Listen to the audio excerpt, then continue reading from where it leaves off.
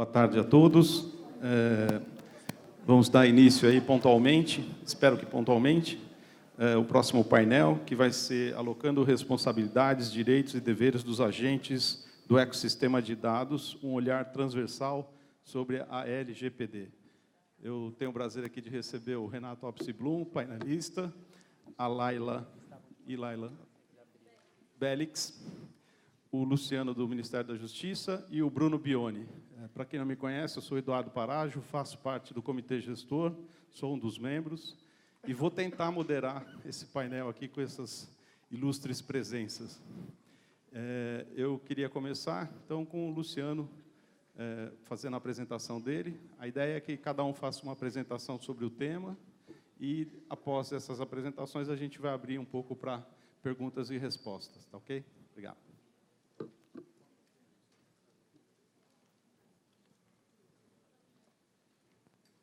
Bem, gente, boa tarde. É uma satisfação estar aqui nesse nobre espaço para falar de um tema multidisciplinar que tem nos ocupado muito no Ministério da Justiça, que é a Lei de Dados e Defesa do Consumidor e Defesa da Concorrência. Então, embora o título seja mais amplo, Defesa do Consumidor, eu não vou estar falando estritamente em legislação do consumidor, mas sim em defesa do consumidor em sentido mais amplo. A gente faz defesa do consumidor por várias formas. Pela lei do consumidor, pela lei de concorrência, como eu vou falar aqui também pela lei de dados.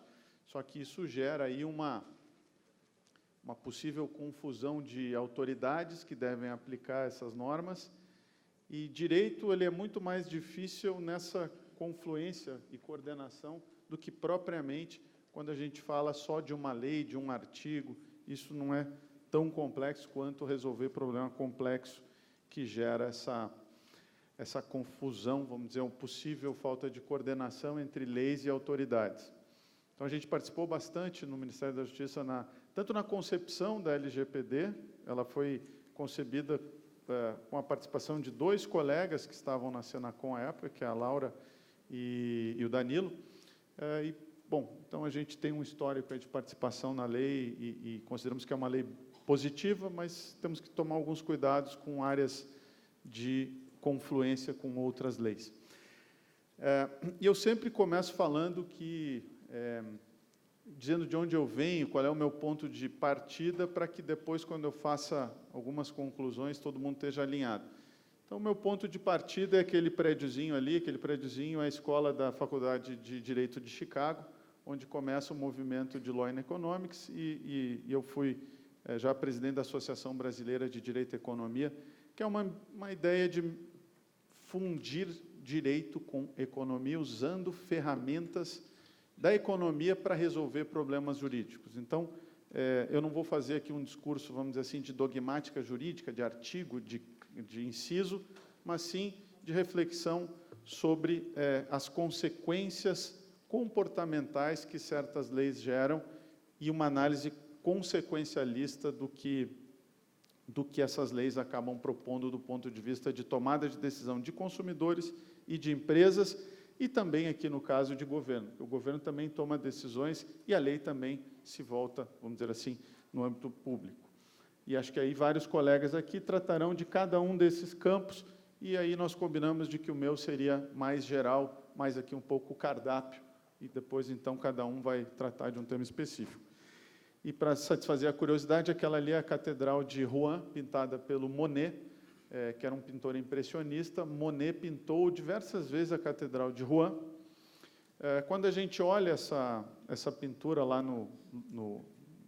são vários museus, mas mais no d'Orsay, que tem essa parte de impressionismo, a gente acha que é uma catedral diferente, porque parecem diferentes, mas é a mesma catedral. O que muda? Muda o ângulo de visão do pintor, a luminosidade, enfim. Tudo para dizer para vocês que o meu ângulo de visão é o de análise econômica do direito, não é de estrita dogmática jurídica. Quem usa essa metáfora, uma metáfora, é Calabrese, professor de Yale, que a análise econômica do direito é uma outra visão da catedral. Ela não é nem melhor nem pior, é só eu digo de onde eu venho para que algumas conclusões depois façam sentido. Para quem trabalha com análise econômica do direito, o mais importante é dado. dado. O mais importante é fazer política pública baseada em evidência e que eu consiga controlar. Não é o tradicional discurso jurídico dogmático, que eu respeito, mas não é o meu ângulo de visão. Então, num evento de tecnologia, a gente sempre fala, e eu não vou gastar muito tempo, na famosa indústria 4.0, né? O desafio hoje que a gente tem no âmbito do Ministério da Justiça, o Ministério da Justiça tem a defesa do consumidor e da concorrência. A defesa da concorrência é feita pelo CAD, mas o CAD é vinculado diretamente ao Ministério da Justiça e vai ter essa interação também com a LGPD. Essa indústria nos coloca alguns desafios e, de novo, vamos aos dados, né? Fica bem interessante quando a gente exemplifica isso. O que é essa indústria 4.0? O que é essa economia do século XXI? Se nós pensarmos que, em 2006, as 5 empresas que mais valiam eram Microsoft, esperado, o cara inventou o sistema operacional, ok. General Electric, super século XX, turbina de avião, turbina de usina. Terceiro, Coca-Cola. Coca-Cola, em 2006, era a terceira empresa que mais valia. Mais 1950 que isso, mais baby boomer, né? China Mobile, bom, aí já são os chineses dando celular para todo mundo. E Marlboro. Marlboro. Nada contra, afinal, ela é lícita, mas uma indústria de cigarro era a 5ª empresa que mais valia do mundo em 2006. Em 2017, andamos aí 10 anos, 11 anos, e temos Google, Apple, Microsoft, Amazon e Facebook. E isso traz desafios do ponto de vista de concorrência muito grandes, que não existiam no século XX. Por mais concentrado que fosse o mercado no século XX, não é tão concentrado quanto essas Big Techs, e quanto que elas absorvem e quanto elas podem criar barreiras à entrada. Por isso que fazer defesa do consumidor nesse ambiente envolve defesa de livre concorrência, legislação do consumidor e proteção à privacidade, sobretudo sabendo o que é feito com os seus dados, porque a simetria de informações é muito grande. E aí, sim, 2 autores de Chicago. Eu não sou daqueles que acham que... Eu fiquei 1 ano em Berkeley, mas não acho que a tecnologia, confesso, vai resolver todos os problemas do mundo, sou mais cético, e não acho que é a pior coisa do mundo também, como eu pego alguns livros, eu tenho ido muito a evento de tecnologia, e sempre tem aquela frase, em 2030, todos os empregos que existirão não existem. Bobagem. Bobagem. Faz 2000 anos que tem médico, aliás, basta pegar os livros, né? Também o Louvre mostra lá o Código de Hammurabi. Quer dizer, direito tem há muitos anos, né? Agora, a tecnologia, como vai ser utilizada, é que muda. Então, muito bem, acho que nem tanto ao mar, nem tanto à terra. Tem um livro do Omri Ben-Shahar, que é um livro de estudos empíricos, que chama More Information Than We Want.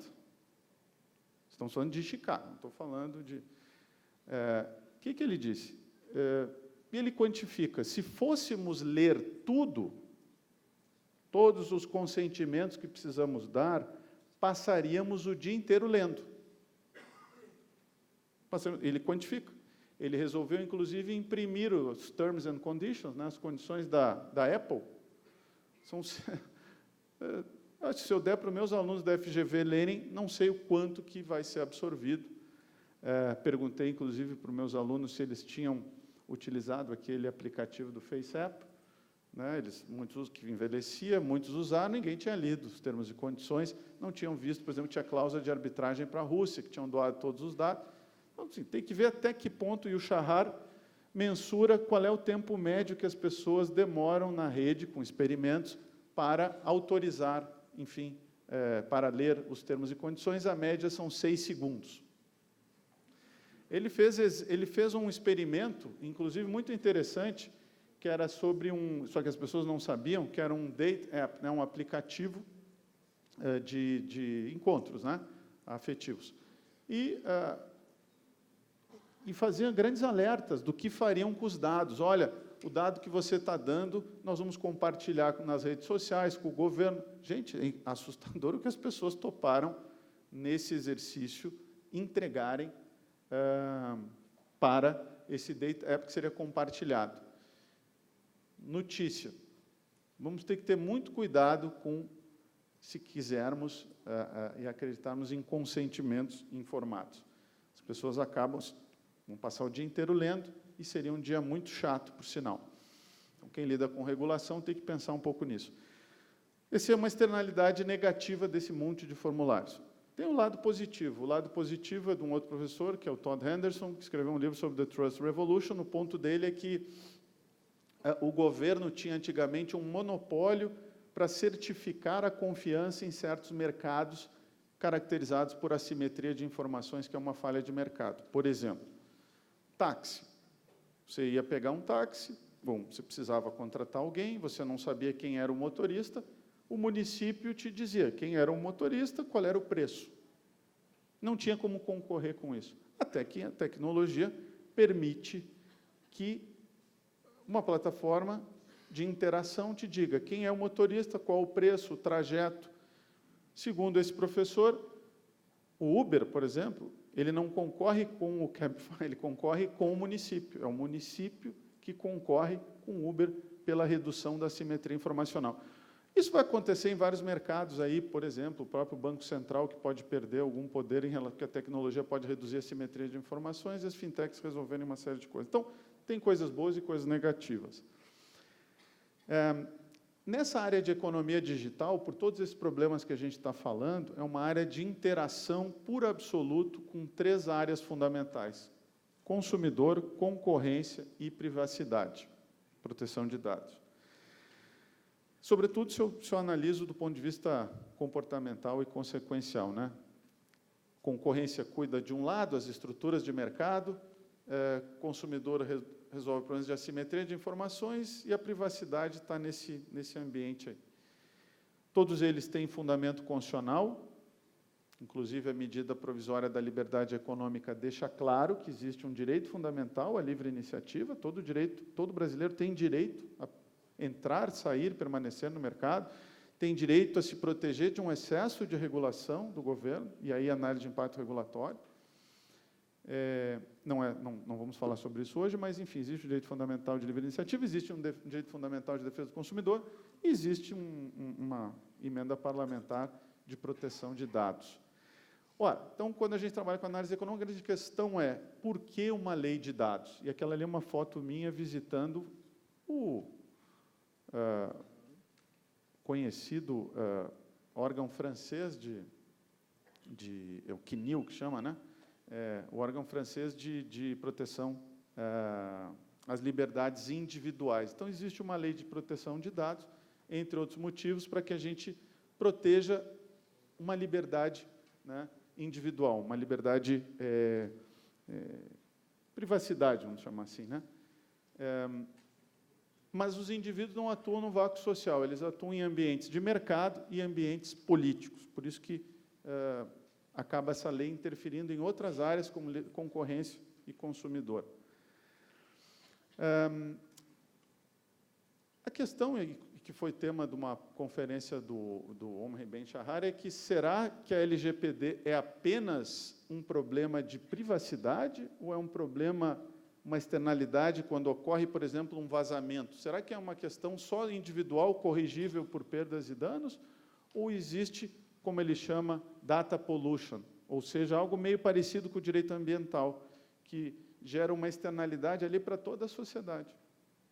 O exemplo que ele dá é um aplicativo, aquele de corrida, que mostra onde tem, né, pessoas fazendo exercício, e aí é possível descobrir onde é que tem uma base militar americana no meio do Golfo Pérsico. Bom, e não é propriamente um vazamento de dados, afinal as pessoas entregaram os dados, mas coletivamente aquela entrega de dados gerou uma externalidade coletiva grande e prejudicial. Então, são 3 áreas aqui para a gente cuidar. Assim como quando as empresas, essas big techs, estão atuando, elas estão atuando num ambiente que deveria ser de livre concorrência, para que todo mundo tenha um direito fundamental de entrar, permanecer e participar desse mercado.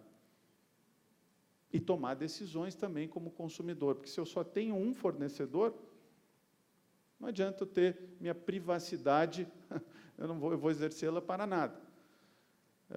Então, fica uma discussão entre direito econômico, concorrência, defesa do consumidor, e compatibilização com direitos fundamentais, que também envolve o consumidor, livre iniciativa e privacidade. Nem tudo são flores em relação à LGPD, e nós tínhamos essa preocupação no Ministério da Justiça, que ela não virasse barreira à entrada a pequenas e médias empresas. Então, a autoridade de dados vai ter que ter muito cuidado ao desenhar novas normas para que isso não vire barreira à entrada de pequenas e médias empresas no mercado. Há uma preocupação com livre concorrência aí. Então, ela tem um lado positivo, mas tem um lado que a gente tem que sempre cuidar de barreira à entrada e geração de burocracia. O que a gente quer é evitar... Não adianta pedir 10 mil consentimentos para as pessoas e acharem que aí está resolvido o problema de privacidade. A impressão que eu tenho quando eu vou à Europa é isso: eu quero a notícia, eu fico dando ok para pegar a notícia, fique sabendo que, sim, daí, vocês vão usar, mas qual é a consequência no final do dia? E aí você tem um outro problema, que é de coordenação, porque você tem leis diferentes que tratam do mesmo fato, então o mesmo fato pode ser uma violação à LGPD, mas pode ser violação a uma lei antitrust e pode ser uma violação à lei do consumidor. Como um acidente de carro pode ser uma violação ao Código Penal, uma violação ao Código Civil, pode ter uma infração administrativa ali. Pelo texto original da MP, que foi criada a NPD, que é a Autoridade de Dados, dava a entender que a NPD poderia excluir os órgãos de defesa do consumidor, ou teriam preponderância sobre situações, por exemplo, de vazamento de dados. Nossa posição pública, defendida e aceita pelo Congresso, tanto que o Congresso mudou o texto original, foi de que, justamente, o âmbito da NPD não afasta a Senacom, que é a Ordem de Defesa do Consumidor, no controle de situações fáticas que podem configurar, além de uma violação à LGPD, também uma violação à defesa do consumidor, e também acreditamos que, se houver uma violação à concorrência, pode ser tratado pelo CAD. Sem falar, e vai ser falado aqui também, do tema da LGPD aplicada ao setor público, que acho que ainda não tem sido suficientemente... Tratar essas coisas em conjunto é uma recomendação da OCDE. Vários países, como os Estados Unidos, o FTC cuida de defesa da concorrência, defesa do consumidor e privacidade. Outros países tratam defesa do consumidor, defesa da concorrência e não têm autoridade de dados. Por aí vai. O importante é fazer essas coisas de forma coordenada.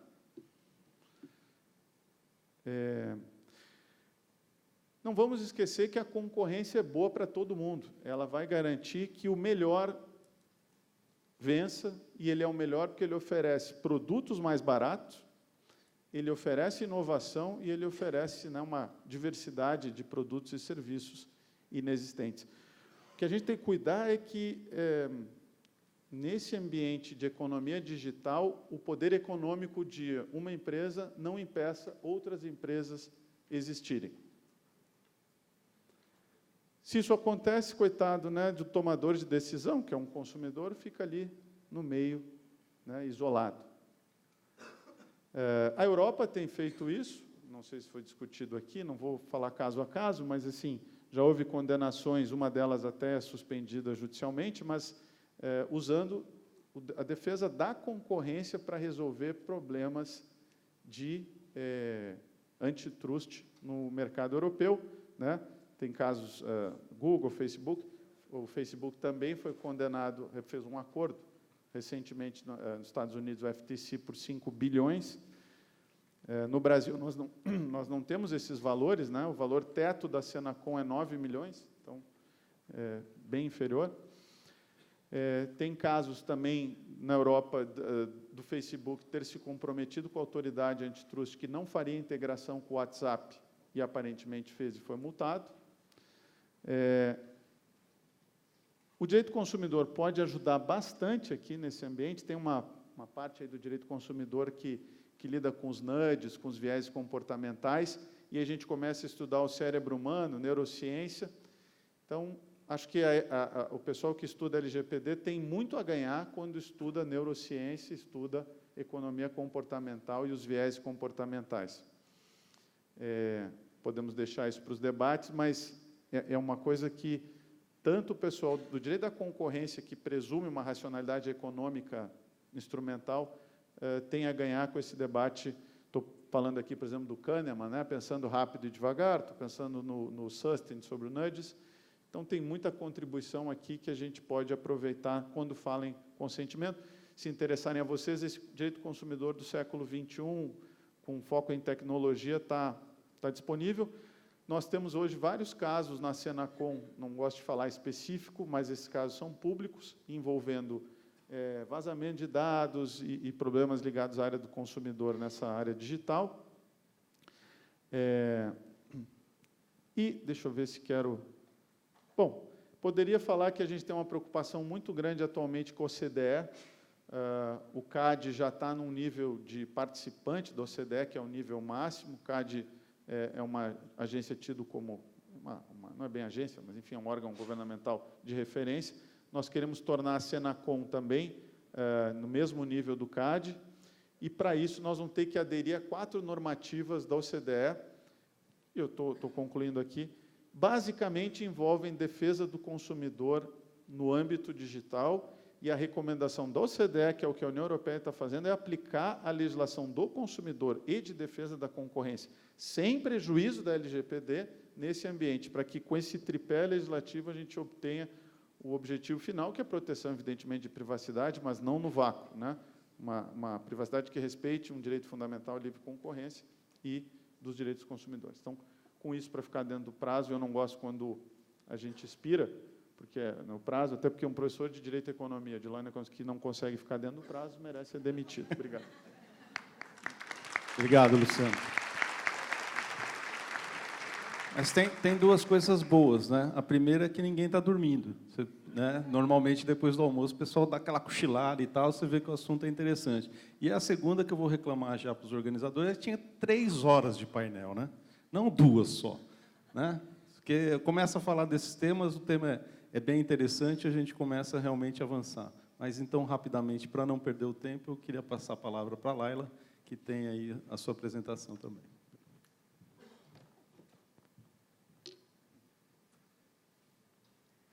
Boa tarde a todas e todos. É um prazer imenso estar aqui, compartilhando essa mesa e vindo falar da perspectiva e da onde eu falo, né? E eu queria me apresentar porque quem sou eu diz muito sobre o que eu vou falar, né? E eu sou formada em gestão de políticas públicas, com mestrado na área, e há mais de 6 anos eu venho trabalhando o tema da transparência, acesso à informação e governo aberto dentro de governos. Tive uma experiência na Prefeitura de São Paulo e uma experiência apoiando governos e municípios, diferentes municípios no Brasil. E hoje estou falando em nome do Instituto de Governo Aberto, que é um instituto que eu cofundei, e que nós somos uma organização da sociedade civil que apoia governos em processo de abertura, no desenho das suas políticas de transparência, acesso à informação e participação social. E aí eu acho que isso é importante porque a gente brinca, né? Eu sou da tribo da transparência, dos dados abertos, do acesso à informação, e é muito legal esses encontros, né? Então, eu queria trazer, deixa eu ver aqui, isso, a minha perspectiva de fala, né? Eu vim falar aqui, eu não sou advogada, eu não vou falar do ponto de vista do direito, mas eu sou uma implementadora, e eu vou pensar e trazer algumas reflexões que eu tive durante algumas experiências, que é essa perspectiva de como esses temas, o acesso à informação, a proteção de dados, a privacidade, os dados abertos, eles se transformam em política pública. Eles descem para a realidade da gestão pública, para o dia a dia do servidor e do gestor público, sobretudo nos municípios do Brasil, quando a gente está falando, que é onde a população vive, né? Então, é com esse olhar que eu quero aportar a discussão. E aí, eu queria começar falando um pouco sobre transparência e abertura de dados, né, sobre o contexto que a gente está hoje, e aí depois cruzar isso com proteção de dados e falar de alguns desafios para os governos, alguns que eu lembrei, mas, evidentemente, outros vão ser trazidos aí por vocês nas questões. Acho que a primeira é, quando a gente fala de transparência, acesso à informação, a gente tem 2 marcos importantes de se firmar aqui, que é a Lei de Acesso à Informação, e que é a Política Nacional de Dados Abertos, que eu não acho que é à toa, é o último decreto publicado pela presidente Dilma antes do impeachment. Então, o último decreto fala sobre abertura de dados, estabelece que o governo federal tem que abrir uma série de dados, né? E isso é um marco, porque isso a gente tem visto desde 2011, um movimento crescente e forte, aí tem muito do contexto, de avanços na política de transparência e acesso à informação no Brasil e abertura de dados. Esse contexto ele foi muito forte, ele veio numa onda na América Latina e em outros países, e a gente consegue ver isso não se consolidando, mas chegando no Brasil. A grande questão é que a gente ainda tem gargalos, e esse não é um tema consolidado integralmente, né? A gente tem algumas ameaças que vêm surgindo e aparecendo, e acho que nesse processo é que o tema da transparência, abertura de dados, se encontra com o da proteção de dados e da privacidade. Falando de dados abertos, esse é o Open Data Index, da Open Knowledge Foundation. Ele analisa uma série, né, vocês podem ver aqui, uma série de dados, e ele analisa 6 aspectos do quanto essas informações estão abertas. Desde a licença, da possibilidade de ser legível e o download por máquinas, enfim, há uma série de dados e informações, e a boa notícia é que esse cenário de 2016, nós, Brasil, estávamos na 8ª posição. Uma oitava posição, se a gente for comparar outros índices e outras questões, é uma boa posição para citar. Só que eu queria fazer um adendo a esse painel, que é o seguinte: os principais gargalos que eles avaliaram das nossas bases de dados, eles têm a ver com propriedade de terra, localizações, qualidade do ar e registros de empresa. E por que eu quis fazer esse slide focando nesses principais gargalos que o Open Data Index mostra para a gente? Porque, quando eu for falar de alguns casos e de alguns desafios, tem muito a ver com que esses temas que a gente está abordando e essa abertura de dados, que dados, de fato, a gente está abrindo, né, enquanto poder público, e que dados a gente não consegue abrir, por quê? Acho que essa é uma grande questão para a gente poder debater, inclusive debater os limites com a proteção de dados. Em relação à política nacional de dados abertos, a gente também vai bem, né? Mais ou menos, mas 70% das bases de dados que foram estipuladas foram abertas no governo federal. A gente tem 17% que não, e eu não consigo ver daqui, mas acredito que seja 12%, que vocês podem checar aí. Mas esse é um painel de monitoramento da CGU que mostra o quanto a gente está abrindo e que bases estão sendo abertas. Aqui tem também, nesse painel, uma análise de quais são os ministérios que não publicaram, ministérios e órgãos do governo federal que não publicaram suas políticas de dados abertos e que não, consequentemente, não disseram que tipo de informação vão abrir. E aí a gente tem várias, né, desde o Ministério do Meio Ambiente, como Ministério, diferentes universidades ou outros ministérios, uma série de órgãos que não têm a sua política de dados abertos desenhada. E aí o que eu queria colocar nessa perspectiva é que temos avanços, mas ainda temos alguns gargalos e algumas questões importantes a serem debatidas para a abertura de dados. No que tange ao acesso à informação, a gente também avançou muito no Brasil, né? Aqui eu trouxe o relatório dos 5 anos da Lei de Acesso à Informação, que é uma publicação feita pelo artigo 19, que traz casos de como o direito de acesso à informação foi garantido no Brasil e como isso impactou diferentes direitos, como, por exemplo, Belo Monte, ou os casos de aborto legal no Brasil, enfim, uma série de ações e casos em que o acesso à informação foi fundamental e que o governo garantiu esse acesso à informação.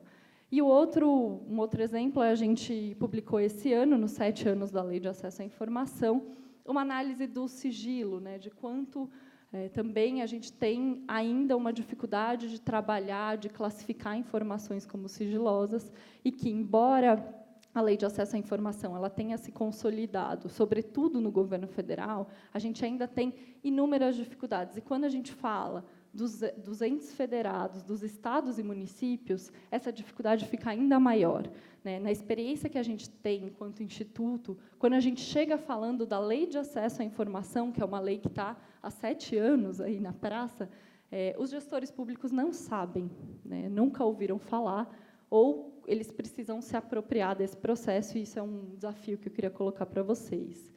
Muito embora a gente tenha avançado, tem alguns gargalos, como esse exemplo que eu trouxe, que é um caso recente desse ano, que o Ministério do Meio Ambiente tira informações de mapa do ar. Então, a gente está falando de um avanço do acesso à informação, da transparência, mas, ao mesmo tempo, esse avanço ainda não está consolidado, né? Retirar informação do ar, informação pública, sem nenhum debate público e sem um diálogo de por que isso seria importante, mostra que é um contrassenso, apesar de ter tido avanços. Outro caso, também, que é importante de contexto, é que a Lei de Acesso à Informação, esse ano, ela teve uma tentativa de alterá-la para ampliar o rol de profissionais que decretam sigilo sobre as informações, né? E isso foi, a partir de uma intensa mobilização de organizações e entidades, o governo recuou, mas essa é uma questão, né, como eu venho dizendo, que não é um ponto pacífico, não é porque a gente está aí há 7 anos falando, debatendo, implementando o acesso à informação no Brasil, de que isso, de fato, está ocorrendo. E aí, acho que eu queria trazer um ponto, que é um pouco da estrutura administrativa para a política de acesso à informação, né? Do ponto de vista da governança, a gente, quando vai falar do acesso à informação no governo federal, a gente está falando da Controladoria Geral da União, da CGU, enquanto um órgão, né, abrangente e que tem capilaridade territorial, então, que tem as suas regionais nos estados, né, e a gente está falando também da infraestrutura nacional de dados abertos. E por que eu estou colocando isso? Porque a gente vai ter que conversar sobre isso, sobre essas estruturas de governança, para pensar uma política integrada. Não dá para ter a CGU, não dá para ter a Infraestrutura Nacional de Dados Abertos, e não dá para ter a autoridade sem pensar uma articulação entre essas políticas. Dá até para ter, mas o resultado vai ser inefetivo frente ao que a gente gostaria da integração dessas políticas. Aqui, basicamente, eu não vou me ater, mas são as partes, os trechos da Lei de Acesso à Informação que fala de proteção de dados pessoais, que fala do consentimento. E aí eu queria só fazer um adendo, que é, quando a gente está falando de empresas, tem um debate sobre o consentimento, sobre o acesso a determinado serviço, que, teoricamente, eu não acredito muito, mas que eu posso querer não acessar determinado serviço, eu posso querer não entrar numa rede social. Agora, quando eu estou falando do poder público, eu não posso não querer acessar um serviço público, então, por não dar meus dados pessoais. Então, os dados pessoais para acesso ao serviço público, ele é elemento fundamental do direito a esse serviço público. Então, o Estado ele armazena esses dados, porque ele é condição para eu poder acessar uma política pública.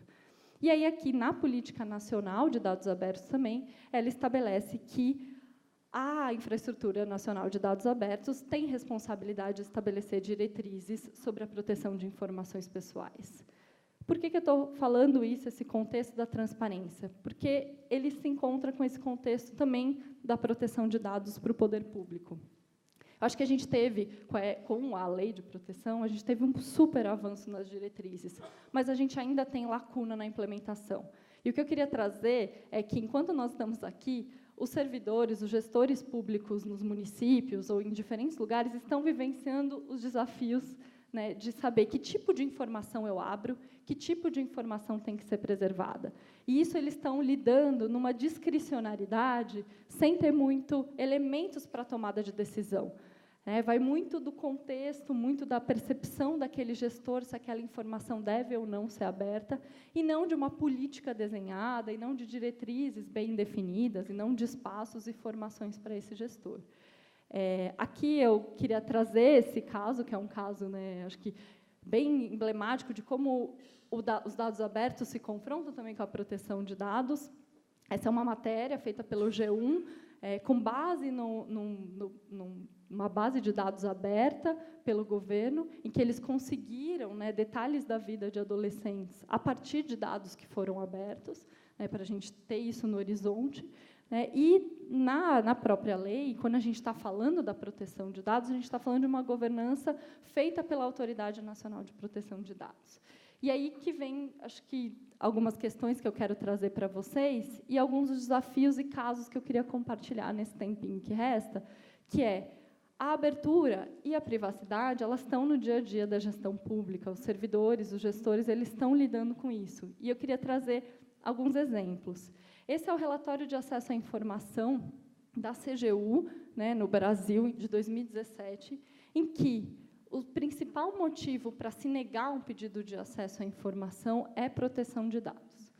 Esse mostra aí destacado como esse é um tema que pode, enquanto a gente defende, né, um direito à privacidade, ela também pode ser uma razão para a não abertura. Eu não estou dizendo que não deveria ser negado alguns pedidos de informação, eu só estou dizendo que esse limite a gente ainda não sabe muito bem qual que é a régua, né, onde ela está.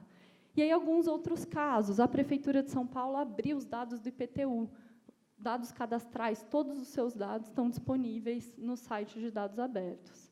Essa foi um primeiro ato de abertura de dados cadastrais, que foi super importante, foi super pioneiro no Brasil, mas, enquanto a gente está vendo isso, por outro lado, tem uma instrução normativa do Ministério do Meio Ambiente que estabelece que o cadastro ambiental rural, que são as informações das propriedades rurais no Brasil, eles não podem ser abertos porque tem proteção de dados pessoais.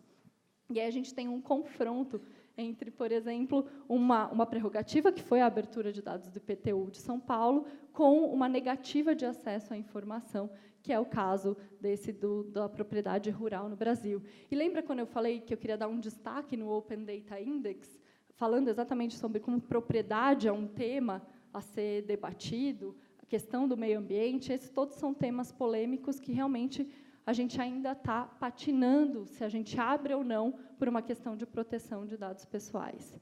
E aqui alguns casos que eu não tirei da minha cabeça, mas tirei de pedidos de informação que os gestores recebem, nesse caso é na Prefeitura de São Paulo, porque ela disponibiliza os pedidos que foram feitos, mas gostaria de saber se a pessoa, né, se a Francisca esteve internada no hospital, Alexandre, no dia tal, né, pedidos que chegam para os gestores públicos. Outros, gostaria de solicitar a relação com nomes completos de beneficiário que moravam nos hotéis do programa de braços abertos, com a especificação por hotel e ano de cadastro no programa. E aí eu queria que vocês pensassem, devemos ou não abrir esses dados? Solicito o número total de agentes de informação da central de atendimento, do serviço Atende, seus nomes, data de nascimento e data de admissão. Solicito cópia de registro de todos os nomes das pessoas que entraram e saíram do edifício da Ilume e também da Secretaria Municipal de Serviços e Obras, pedestres e garagem, desde o início da gestão. Esses são dados que... Eu estou falando isso porque isso é o que o gestor está vivendo. E não necessariamente é um gestor que está aqui discutindo isso com a gente. Ele é um gestor da Secretaria de Obras, ele é um gestor da Secretaria de Saúde, e ele não sabe. E, às vezes, a gente fica na dúvida do para onde caminha, né, como que a gente faz para resolver esses dilemas entre acessar uma informação ou preservar a privacidade. E aí eu acho que, juntando os desafios das duas pautas para a gestão pública, como eu já adiantei, é ter uma visão sistêmica entre esses assuntos, sistêmica e integrada. Não dá para a gente pensar que existe a CGU, que existe ainda, e que vai existir a Autoridade Nacional, e que esses órgãos eles não estão pensando de modo integrado privacidade e transparência. Não dá para ser duas agendas separadas. Acho que, além disso, não dá para a gente desconsiderar a implementação e os municípios nesse processo, né? Como que os municípios vão implementar essa política? Isso está chegando para eles? Porque a nossa percepção é que a lei está chegando agora por muita estratégia nacional, por muita mobilização da sociedade civil, mas como que chega e como que vai chegar esse tema da proteção de dados para os municípios? E aí eu acho que é fundamental a gente pensar, a gente precisa capacitar esses gestores, a gente precisa formar os servidores públicos para esse tema. Eles precisam, e aí é diferentes áreas, não adianta a gente só falar com o órgão de controle, ou não adianta a gente só falar com quem cuida da política de transparência da proteção de dados. Porque o dilema da transparência da proteção de dados ele é vivido em todas as áreas do governo. Então, a gente tem que pensar e tem que cuidar para que esses gestores estejam cientes e capacitados desse processo. E eu acho que, nesse sentido, como estabelecer o limite entre a proteção e a abertura de dados. E eu acho que não dá para a gente fechar essa discussão só do ponto de vista legal, né, só na área do direito. Eu acho que a gente tem que envolver outros atores, e esse processo de decisão não tem que também ser só do poder público. Não é só a tecnocracia que vai decidir o que abre e o que fecha, mas é fundamental ter um diálogo com a sociedade, diálogo com os movimentos, diálogo com quem luta por política pública, para a gente pensar isso junto. A gente não vai conseguir dar respostas efetivas se a gente enquadrar esses temas em uma ou outra caixinha.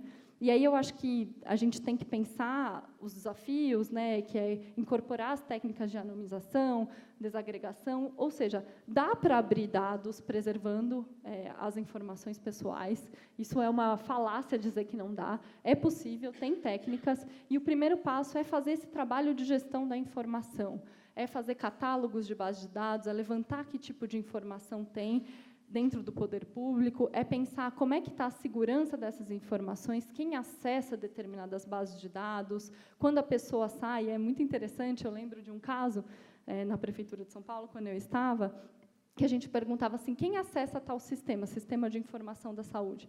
Tais e tais pessoas, tem uma lista. E quando essas pessoas saem da Prefeitura?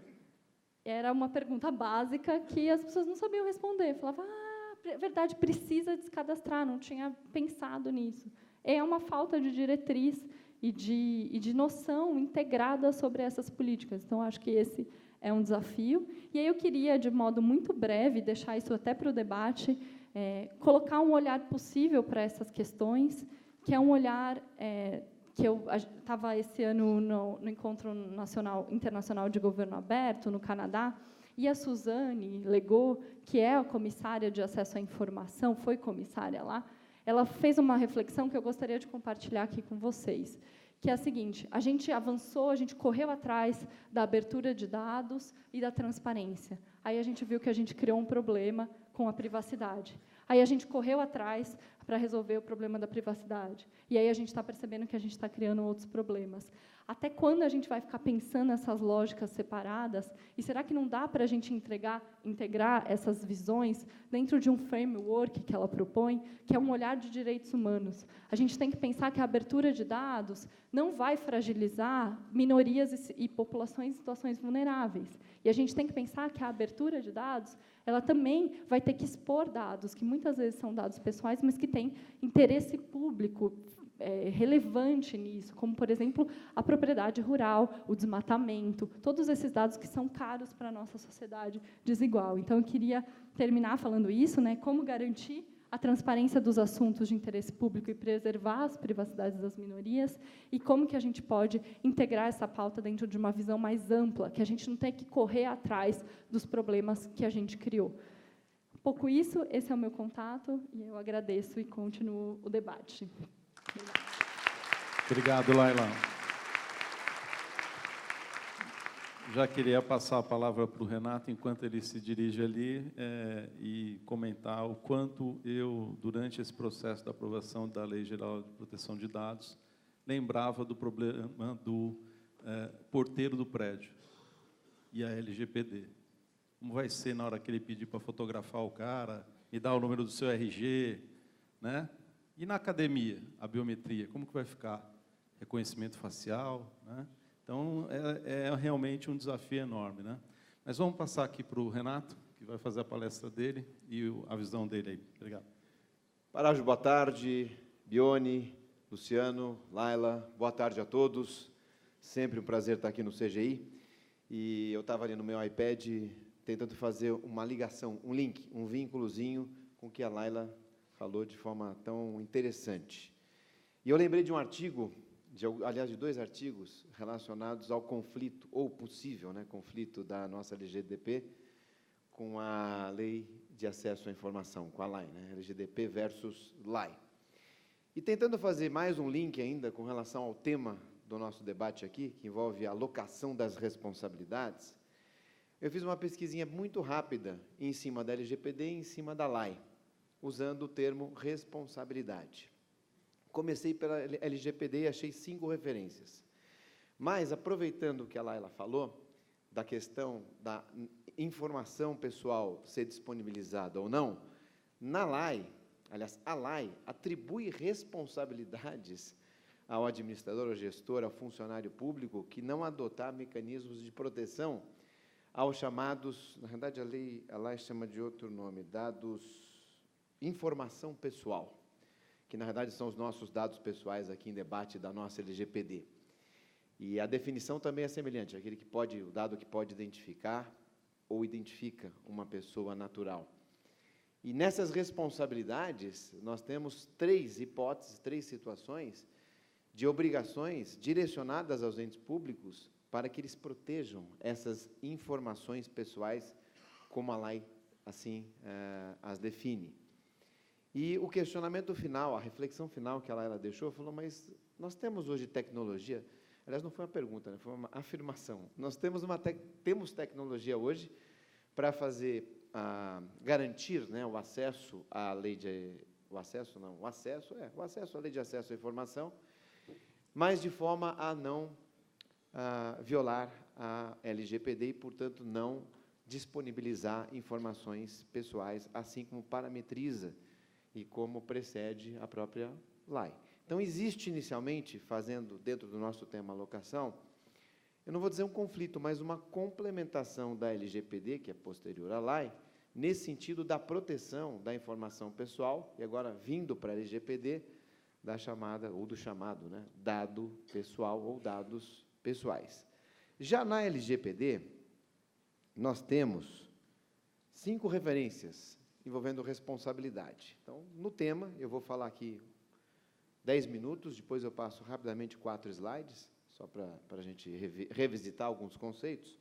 Mas na LGPD, a questão começa no artigo 9º, em que fala dos direitos, os nossos direitos, né, os direitos dos titulares dos dados, das pessoas físicas, nossos. Dentre esses direitos, veja que interessante, no inciso 6º, o direito, né, de ter acesso à responsabilidade dos agentes que realizarão o tratamento. Tem essa informação. Se a gente inverter o conceito, vamos sair, então, dos nossos direitos, vamos para as obrigações daqueles que coletam, tratam, armazenam, etc. Aqui está dizendo, então, que as pessoas físicas com fins econômicos, ou as jurídicas, né, que são os entes que a lei atribui as obrigações, elas deverão trazer esta informação, ou seja, quais são, eu do lado agora das empresas, quais são as nossas responsabilidades? Me parece que sim. É uma novidade interessante, e me parece que, se isso não for feito, pode gerar uma infringência à LGPD e, portanto, sujeitar o infrator às penalidades, inclusive em caso de reincidência ou a recorrência um pouco mais exagerada, até os 2%, até eventualmente os 50 milhões de reais, em caso de persistência, em situações mais rigorosas. Mas como é que nós podemos fazer isso? Então, como é que eu vou dizer quais são as minhas responsabilidades? Então, vamos fazer um exercício prático. A gente esquece, outro dia, estava conversando com um colega, né, e o colega até disse, Renato, fui num cliente, o colega que faz também serviço de LGPD, fui num cliente, ele perguntou o que eu tinha de diferente dos outros prestadores de serviço, tal. Ele falou, você tem alguma sugestão, alguma dica, etc. Pensando alto assim, eu falei, olha, quais são as suas obrigações, você como prestador de serviço? Né, você vai ter acesso a dados importantes, inclusive dados sensíveis no sentido lato, né, não no sentido só LGPD. Será que você não tem que estar mais em conformidade do que o seu próprio cliente? E por que não chegar para o seu cliente e dizer, o seu prestador de serviço, você conferiu se o seu prestador de serviço está em conformidade com a LGPD? Então, tentando fazer agora, nesse momento aqui, eu não pensei, não preparei isso, tá? Nesse momento aqui, hoje eu trabalho no escritório de advocacia, sou advogado, trabalho no escritório de advocacia, tudo bom, a maioria sabe, enfim. Nós, advogados, nós temos uma obrigação adicional, além de tudo que a LGPD nos atribui, que é a obrigação que advém do nosso estatuto, da nossa lei, que nos impõe a obrigação de manter em sigilo os dados dos nossos clientes, não são nem pessoais, dados dos clientes. Vejam que responsabilidade, dentro do tema responsabilidade, a gente tem. Como eu faria isso para os meus clientes? Né? Acho que é trazendo para a prática. A primeira coisa que eu faria, e novamente, estou pensando isso nesse momento junto com vocês aqui, Eu diria exatamente isso. Eu tenho uma responsabilidade extra ainda, adicional, como escritório de advocacia ou até como advogado, além de todo o resto. Então, começar a cumprir aqui o que dispõe aqui no artigo 6º, fazendo esta referência e depois todas as demais, dentro de certos limites. E o dentro de certos limites é interessante, porque tem um ponto curioso que traz também muita responsabilidade, dentro dos nossos direitos como titulares, né, de dados, que é o direito de acesso às informações da guarda, inclusive informações técnicas envolvendo a segurança da informação. Outro dia me perguntaram, mas qual é o tamanho da chave de criptografia que você usa para criptografar dados sensíveis? Ou, se não for uma chave de 2048, uma chave mais fraquinha, que pode propiciar a pseudonimização e não a anonimização, quais são essas características? Qual algoritmo que você usa? Inclusive, vai ser objeto, se é que não foi do Renato Leite, prazer em reencontrá-lo aqui, Renato, falar de algoritmos, que é muito importante.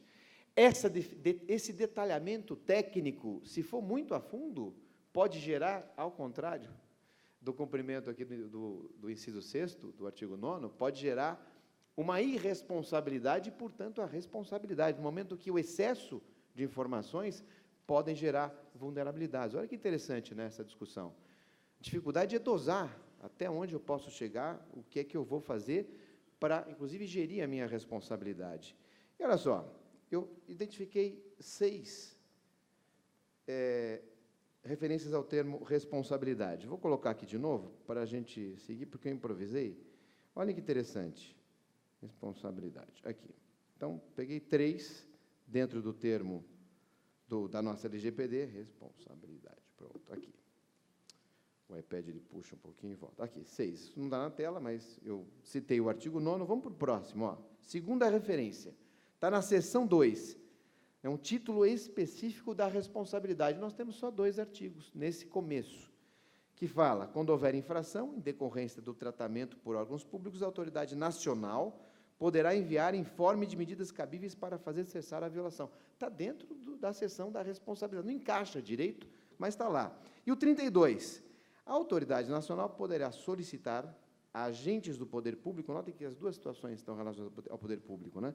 A publicação de relatórios de impacto. O relatório de impacto, que é tão relevante, como os senhores, se não tiveram, terão essa discussão aqui, para a demonstração da sensibilidade da coleta dos dados. E, na sequência, quando a gente vai para a seção 3, é o artigo 42, aí sim a gente entra um pouquinho mais a fundo na questão da responsabilidade e da alocação, que é o título do nosso painel. Está ali, está até o agente de tratamento. Eu tinha preparado isso, vou tirar dessa tela só para... Pronto, aqui já deixo esses dados pessoais aqui à disposição dos senhores para a gente prosseguir nessa discussão. Até aproveitando, só fazendo um parênteses, esses são os meus contatos pessoais para a gente continuar essa discussão. Eu até brinco, falo, agora a gente está só no aperitivo. No dia 16 de agosto, nós vamos começar a servir o prato principal. E essa discussão nem vai começar no 16, ela vai se perpetuar por muitos e muitos anos.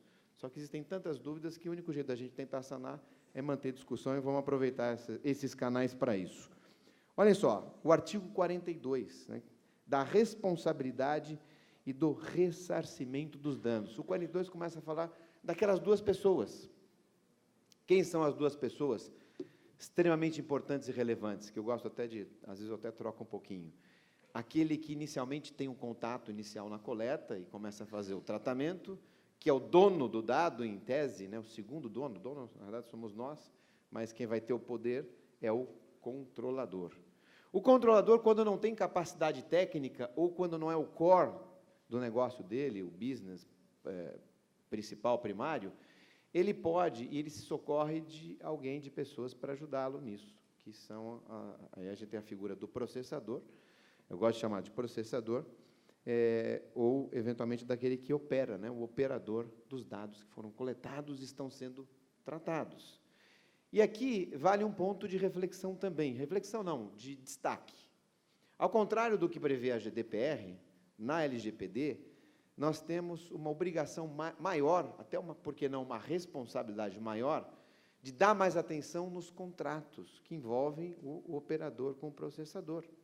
Aliás, o controlador com o processador ou o operador, dependendo do termo que vocês prefiram utilizar.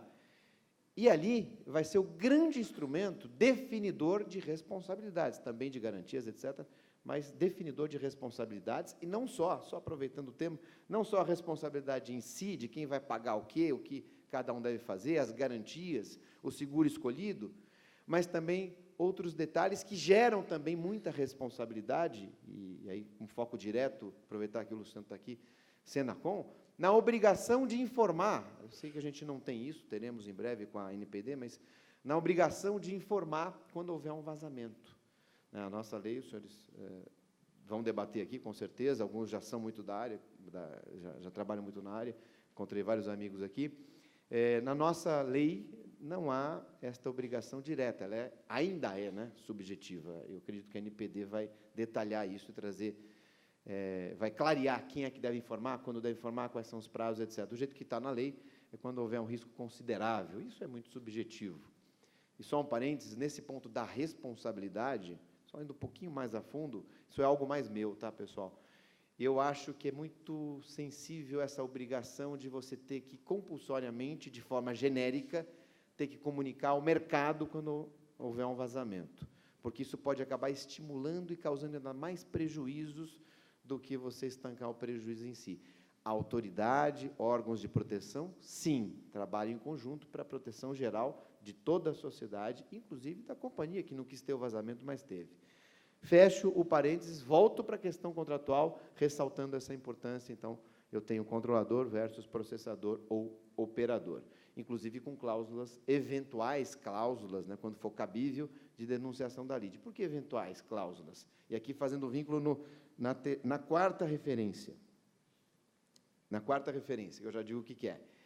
Por que eventualmente? Porque em situações que envolvam relação de consumo, dependendo de quem está do outro lado, a cláusula de denunciação da lide ela não vai poder ser utilizada. Aí vai valer a cláusula de direito de regresso, aliás, o detalhamento, né, do direito de regresso, porque ele sempre vai existir o direito de regresso. O 45, que é a quarta referência, fala o seguinte: as hipóteses de violação do direito do titular, no âmbito das relações de consumo, que a maior parte serão relações de consumo, e aqui entrando um pouquinho no conceito puro, né, da responsabilidade, permanecem as regras sujeitas previstas na legislação vigente.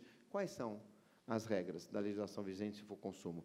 Responsabilidade objetiva. Tanto é que nós temos, inclusive, a previsão direta, quase que idênticas, né, às previsões de cessão de responsabilidade do CDC. Não aconteceu o fato, a culpa é de outro, a culpa é da pessoa, etc. E lembrando que há uma discussão ainda um pouquinho, na minha visão, já está consolidada, eu prefiro já adotar que a responsabilidade é objetiva e solidária, como está na lei. Solidária, sim, a objetiva não, ela remete à legislação específica, no caso, a consumerista. A solidária, em várias situações, a gente tem essa discussão. E, por fim, na realidade, era um termo responsabilidade que estava no artigo, aliás, no parágrafo 4º do artigo 55J, que foi revogado. Então, dentro do tema responsabilidade, nós temos, para sintetizar, que é o recado que eu quero não só passar, mas deixar aqui para o debate, aquela primeira questão do artigo 9º, inciso 6º, definição e esclarecimento de quais são as responsabilidades. Segundo, figura do operador e a figura do processador, aliás, desculpe, do controlador e do operador ou processador, para quem preferir. Terceiro, questão da característica, da natureza jurídica, né, da responsabilidade solidária e objetiva, as atenuantes da responsabilidade, que é onde eu vou terminar, e, por fim, toda essa cadeia de alocação ou distribuição, em que nós vamos ter, sem dúvida nenhuma, um foco principal, que vai envolver na proteção do titular. O titular ele vai estar protegido, inclusive a própria LGPD, como faz o CDC, o mesmo 927, o 186 do CC, ela traz a questão da possibilidade da inversão do ônus da prova, que é o que pode acontecer na maioria das circunstâncias, e nós temos que estar preparados para a interpretação desses institutos. Muito bem, vou rapidamente agora passar os slides que eu tinha preparado. A gente debate, a gente sempre prepara uns slides mais genéricos abertos. Bases legais estão aqui, que eu ia iniciar o bate-papo, acabei mudando direto para a responsabilidade, mas trouxe aqui a questão dos agentes de tratamento, o controlador, ou operador, ou processador, como eu gosto também de falar, e aqui nós temos as definições, né, legais de o que cada um faz, né, É bom reforçar esse conceito, porque é a partir daí que surgem as responsabilidades. Claro que o controlador vai ter a responsabilidade primária, mas quando eu citei a questão contratual, é importante, por exemplo, no caso do vazamento de dados no processador, eu definir e detalhar exatamente tudo que vai acontecer se houver esse vazamento. Prazo de informação, reação, quem paga o quê, qual seguro vai ser acionado, etc, etc.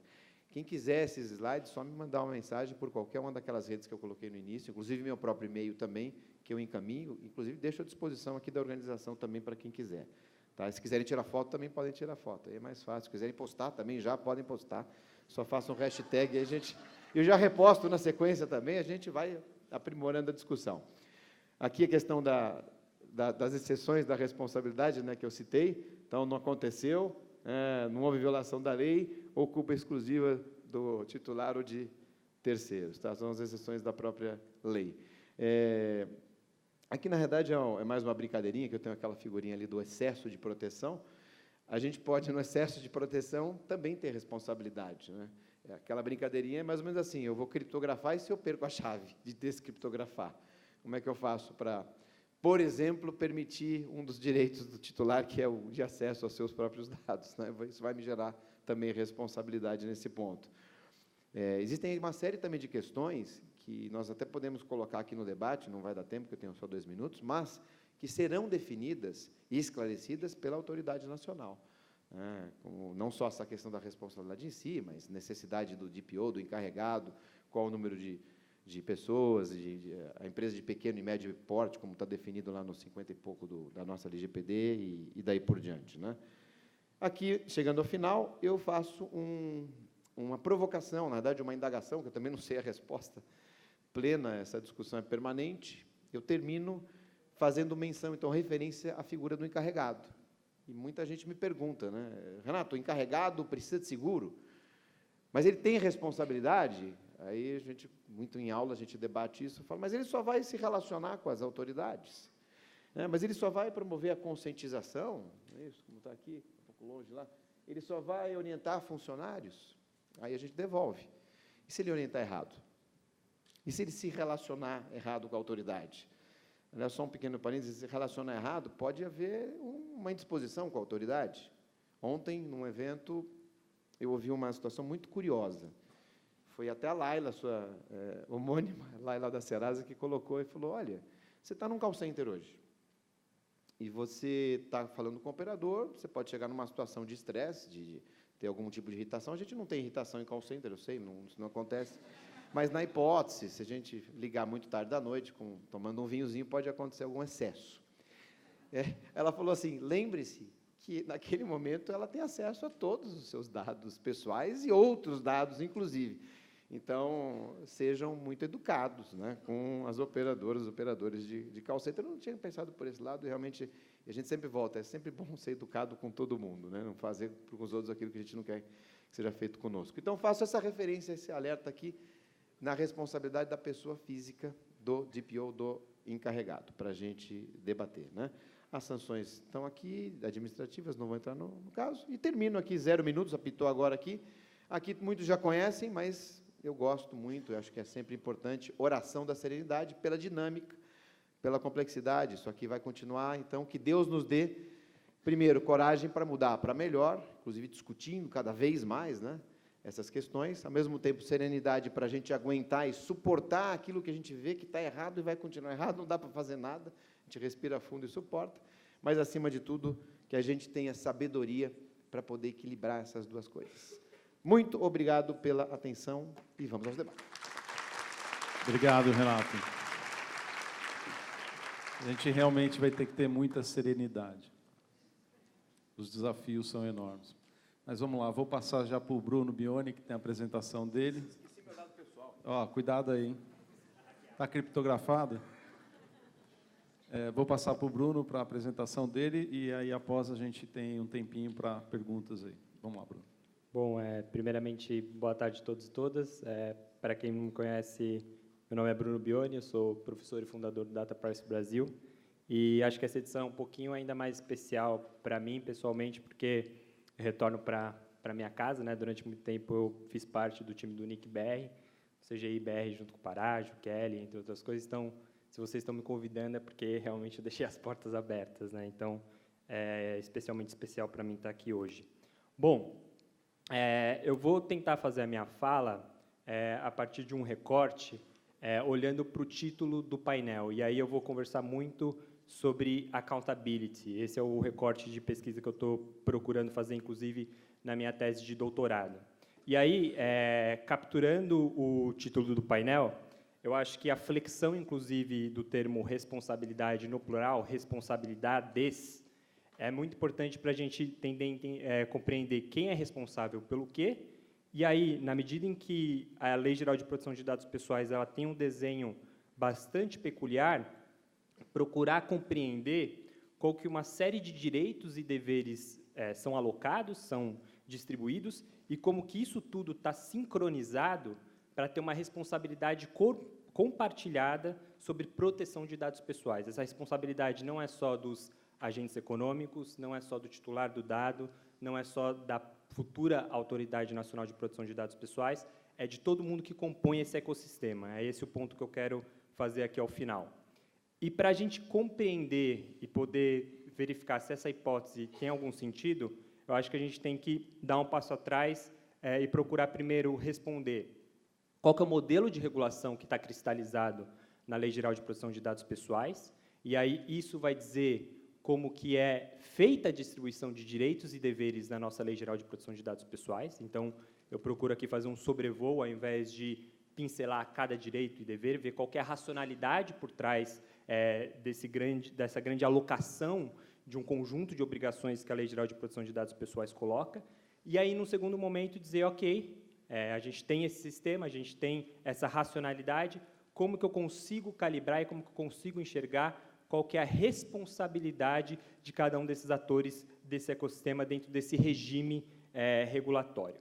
Bom, e aí eu acho que, conversando muito com o que a professora Orla falou hoje no início, a gente tem, principalmente no campo de proteção de dados pessoais, uma sinalização muito clara de qual que é o modelo de regulação que está sendo distribuído em várias leis nacionais. Isso não é uma questão só de União Europeia, isso também está na Lei Geral Brasileira, isso também está em outras leis latino-americanas, isso também está em leis da Ásia-Pacífico, isso está, inclusive, na lei japonesa, se você quiser procurar. A gente tem uma sinalização muito clara de que a gente não aposta mais numa lógica de regulação de comando e controle. O que eu quero dizer com isso?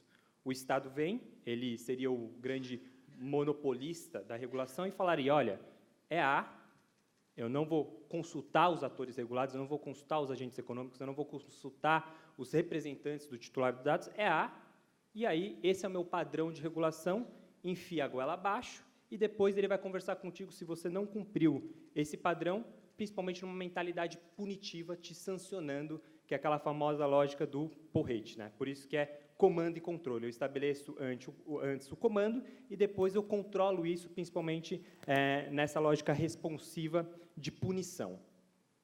Hoje, o que a gente tem visto nos desenhos das leis de proteção de dados pessoais é uma outra lógica. É uma lógica na qual o regulador e o legislador, principalmente, já de antemão, ele consegue verificar que esse é um campo de regulação onde você tem muita assimetria de informação.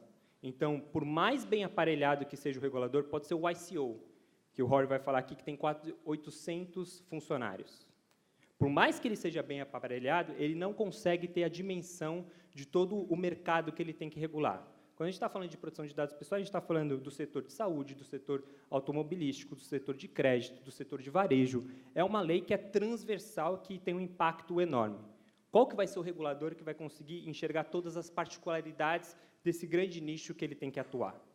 Por conta disso, o que se faz? Você dá um voto de confiança para os agentes econômicos e diz, olha, ninguém é melhor do que você, que está no chão da fábrica, para me dizer quais são os riscos, quais são as particularidades das suas atividades, e você ter discricionariedade para colocar em movimento os processos pelos quais você vai controlar os riscos da sua atividade. Então, aqui na lei, eu vou colocar metas bastante amplas, abertas. Por exemplo, como aconteceu no Código de Defesa do Consumidor. Produza produtos e serviços mais seguros.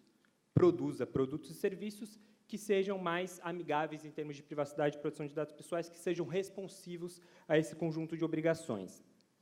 Isso também sinalizam um movimento muito grande no campo de proteção de dados pessoais, que você começa a olhar para o regime de direitos e obrigações, não do ponto de vista de você garantir para o titular apenas um controle sobre o movimento dos dados dele. Aquela ideia de você controlar as suas informações pessoais, aquilo que a gente chama de autodeterminação informacional, né? Não é mais só direito de acesso, de eu querer saber o que uma base de dados tem sobre mim, de eu eventualmente retificar, de eu eventualmente me opor e de eu eventualmente consentir sobre o que é feito ou não com os meus dados.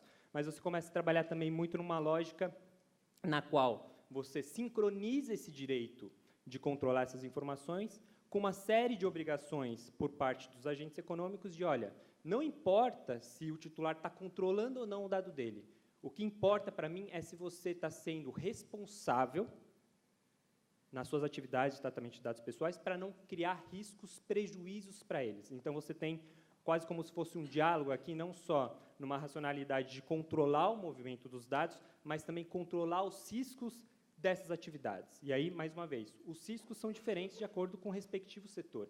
E quem vão dizer quais são esses riscos é o próprio agente econômico, pelo menos esse é o voto de confiança que se dá. Então, a gente trabalha muito numa ideia não só de autodeterminação informacional, mas também dos prejuízos, dos riscos que esses processamentos de dados podem dar por parte do titular do dado ou mesmo para a coletividade.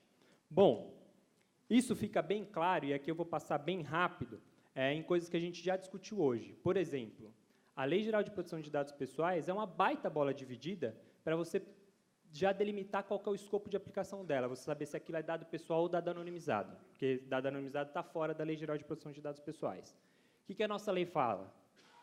Dá um baita conceito aberto, fala, olha, não vai ser dado pessoal se você não puder reverter o processo de anonimização com base em esforços razoáveis. O que é esforços razoáveis? Está em aberto. Ela diz o seguinte, se você, enquanto agente de tratamento de dados pessoais, não puder reverter esse processo de anonimização se você não empregar utilização exclusiva de e-mails próprios. O que são utilização exclusiva de e-mails próprios? Dá um baita voto de confiança para os próprios agentes econômicos em dizer o seguinte, olha, essa daqui é uma lei permissiva, ela veio para te ajudar, para você escorar suas atividades de tratamento de dados pessoais. Você vai ter 10 hipóteses nas quais você pode calçar suas atividades de tratamento de dados pessoais. Quem que tem discricionariedade para escolher essas 10 bases legais? É o agente econômico. E como a gente viu no painel, tem uma base legal que é super flexível, que é a do legítimo interesse. Quem que avalia se o legítimo interesse, ele, de certa forma, prevalece sobre a legítima expectativa do titular? Se ele, de certa forma, traz externalidades muito negativas para direitos humanos e fundamentais? É o agente econômico. Então, a gente tem um cenário onde que a gente tem bastante discricionariedade atribuída para os agentes de tratamento de dados pessoais, e a estratégia de você tentar encontrar algo balanceado é você dizer o seguinte, ok, eu te dou esse voto de confiança, você tem discricionariedade, só que você tem que prestar contas sobre o que você está fazendo. Você tem que colocar sobre a luz do sol esses procedimentos que você está colocando nas suas atividades de tratamento de dados pessoais. E aí vem o princípio da accountability, ou do que foi traduzido na nossa lei como responsabilização, e aí a palavra responsabilização não é por acaso, e prestação de contas. Me mostre quais são as ferramentas que você está aplicando no seu dia a dia para melhorar, para gerenciar os riscos das suas atividades, e me demonstre, inclusive, a efetividade dessas ferramentas. Isso nos leva para olhar para a Lei Geral de Proteção de Dados Pessoais como uma caixa de ferramentas. O que eu quero dizer isso? Essa estratégia de regulação, ela não vem, de certa forma, desacompanhada de uma série de instrumentos que, na verdade, nada mais são do que de um convite para os agentes econômicos prestarem contas. A grande interrogação hoje, pelo menos até agosto de 2020, é, Bruno, como que eu presto contas enquanto um agente de tratamento de dados pessoais? Como que eu olho e me torno accountable, como diz o princípio da accountability? Você vai ter que dissecar a Lei Geral de Proteção de Dados Pessoais. Você vai ter que fazer um registro das suas atividades de tratamento de dados pessoais. E é nesse registro, por exemplo, que você vai deixar claro por que aquele dado é pessoal ou por que aquele dado não é pessoal, por que ele é anonimizado, por exemplo. Você vai olhar para a própria Lei Geral de Proteção de Dados Pessoais e vai encontrar uma série de documentação que ela coloca e convida os agentes de tratamento de dados pessoais a fazerem. Olha, já que você está fazendo uma atividade de tratamento de dados pessoais baseada no legítimo interesse, faz um assessment aqui, que foi o que o Carlos Afonso disse anteriormente, faz um teste de balanceamento. Se você está aqui causando, de certa maneira, altos riscos para os titulares e assim por diante, faz um relatório de impacto à proteção de dados pessoais, que dialoga muito com aquela lógica do campo ambiental, que você também faz uma série de relatórios. Se você está comprometido com isso, cadê o seu programa corporativo de privacidade? Cadê a sua documentação da sua organização? Você se juntou com seus pares e fez um código de boa conduta, aquilo que concretiza o que são essas medidas gerais para o seu campo de atuação? Sei lá, no setor de telecomunicações, no setor de provedores de aplicação, por exemplo, a Baranet, poderia fazer um código de boa conduta, poderia capitanear isso tudo. No final, e aí a grande meta da Lei Geral de Proteção de Dados Pessoais, você conseguiria, ativando todas essas ferramentas, colocar no mercado produtos e serviços que sejam, por concepção, responsivos às normas de proteção de dados pessoais. Ainda é um conceito muito etéreo que a gente vai ver como que isso se desdobra na prática. Ok, Bruno, só que para tudo isso tem uma problemática enorme. A gente fala dessas ferramentas, a gente fala desses processos de documentação, como que isso não vai se tornar apenas um monte de papelada, e uma papelada que vai ser artificial para o entendimento do que é proteção de dados pessoais e daqueles quais são os incentivos de eu compreender materialmente o que é proteção de dados pessoais. E aí, eu acho que a gente precisa pensar nesse dever de prestação de contas, não apenas pelos agentes econômicos, mas principalmente por parte do órgão regulador. E esse é o ponto de interrogação no debate brasileiro. Quando você tem essa estratégia de meta-regulação, talvez o principal protagonista de startar essa conversa é o próprio órgão regulador ou os órgãos reguladores, pensando num grande ecossistema. Tem Senacom, tem Bacen, tem outras agências reguladoras. Como que eles vão orientar questões de proteção de dados pessoais? Como que a Autoridade Nacional de Proteção de Dados Pessoais vai capitanear, vai coordenar esse processo? É por isso que, quando você olha para a grande pirâmide da Lei Geral de Proteção de Dados Pessoais, qual que é o primeiro ponto que a lei procura dizer? Olha, vamos orientar, vamos estimular, vamos soltar, de certa maneira, documentações que auxiliem os próprios agentes econômicos a compreender o que é anonimização, o que é um legítimo interesse. E uma coisa principal que a Lei Geral de Proteção de Dados Pessoais nos coloca é: essa autoridade ela vai ter que dialogar, ela vai ter que ter conversas regulatórias, para utilizar aqui um termo da Julia Black, na qual ela vai ter que utilizar de instrumentos de consulta pública, ela vai ter que chamar a Baranet para conversar, ela vai ter que chamar o Sinditele Brasil para conversar. Quando ela for tomar uma decisão, ela vai ter que fazer uma análise de impacto regulatório. E isso não está previsto só na Lei Geral de Proteção de Dados Pessoais, está previsto na Lei de Introdução a Normas de Direito Brasileiro. Ou seja, também tem que ser muito responsável aquele que tem a caneta na mão, no sentido de que a gente vai ter que pensar qual que vai ser efetivamente essa meta-regulação traçada pela Autoridade Nacional de Proteção de Dados Pessoais dentro de um grande ecossistema e como que você chama os agentes econômicos para darem os inputs sobre tudo isso. Me diz você quais são os riscos, me diz vocês como que vocês estão pensando o legítimo interesse, me diz vocês o que são esforços razoáveis em anonimização. Eu quero ter uma coisa dialogada, eu não vou simplesmente enfiar goela abaixo aquilo que eu, órgão regulador, penso sobre esse assunto. E aí, uma das grandes questões, aí eu acho que talvez esteja um dos grandes gargalos para se pensar em incentivos, é o último estágio do diálogo. O último estágio do diálogo é o porrete. Então, depois que não funcionou, você orientar, depois que não funcionou, você fazer auditorias, depois que não funcionou, você celebrar acordos para reduzir a insegurança jurídica na esfera administrativa, você utilizaria desse último estágio do diálogo e que, ainda assim, tem vários níveis para você conversar. A ideia da Lei Geral de Proteção de Dados Pessoais é: se você é mais responsável, eu tenho que levar isso em consideração para calibrar as penalidades que eu vou colocar nesses agentes econômicos. Então, se você é mais responsável, se você ativou melhor aquela caixa de ferramentas da Lei Geral de Proteção de Dados Pessoais, fazendo relatórios de impacto, aderindo a códigos de boas condutas, tendo programas corporativos, lançando produtos e serviços mais privacy by design, você, em tese, controlou menor os seus riscos das suas atividades, você foi o mais colaborativo, Você entendeu a mensagem do convite que foi feito pela Lei Geral de Proteção de Dados Pessoais e você é o mais accountable possível. Consequentemente, eu calibraria de maneira menos severa uma série de penalidades. Não concordo que você está utilizando o legítimo interesse aqui, mas você fez um relatório, você tem um programa corporativo, muda a sua prática, ao invés de eu simplesmente te multar ou, eventualmente, até bloquear a sua atividade de tratamento de dados pessoais. Eu ainda assim estou conversando, eu ainda assim estou dialogando.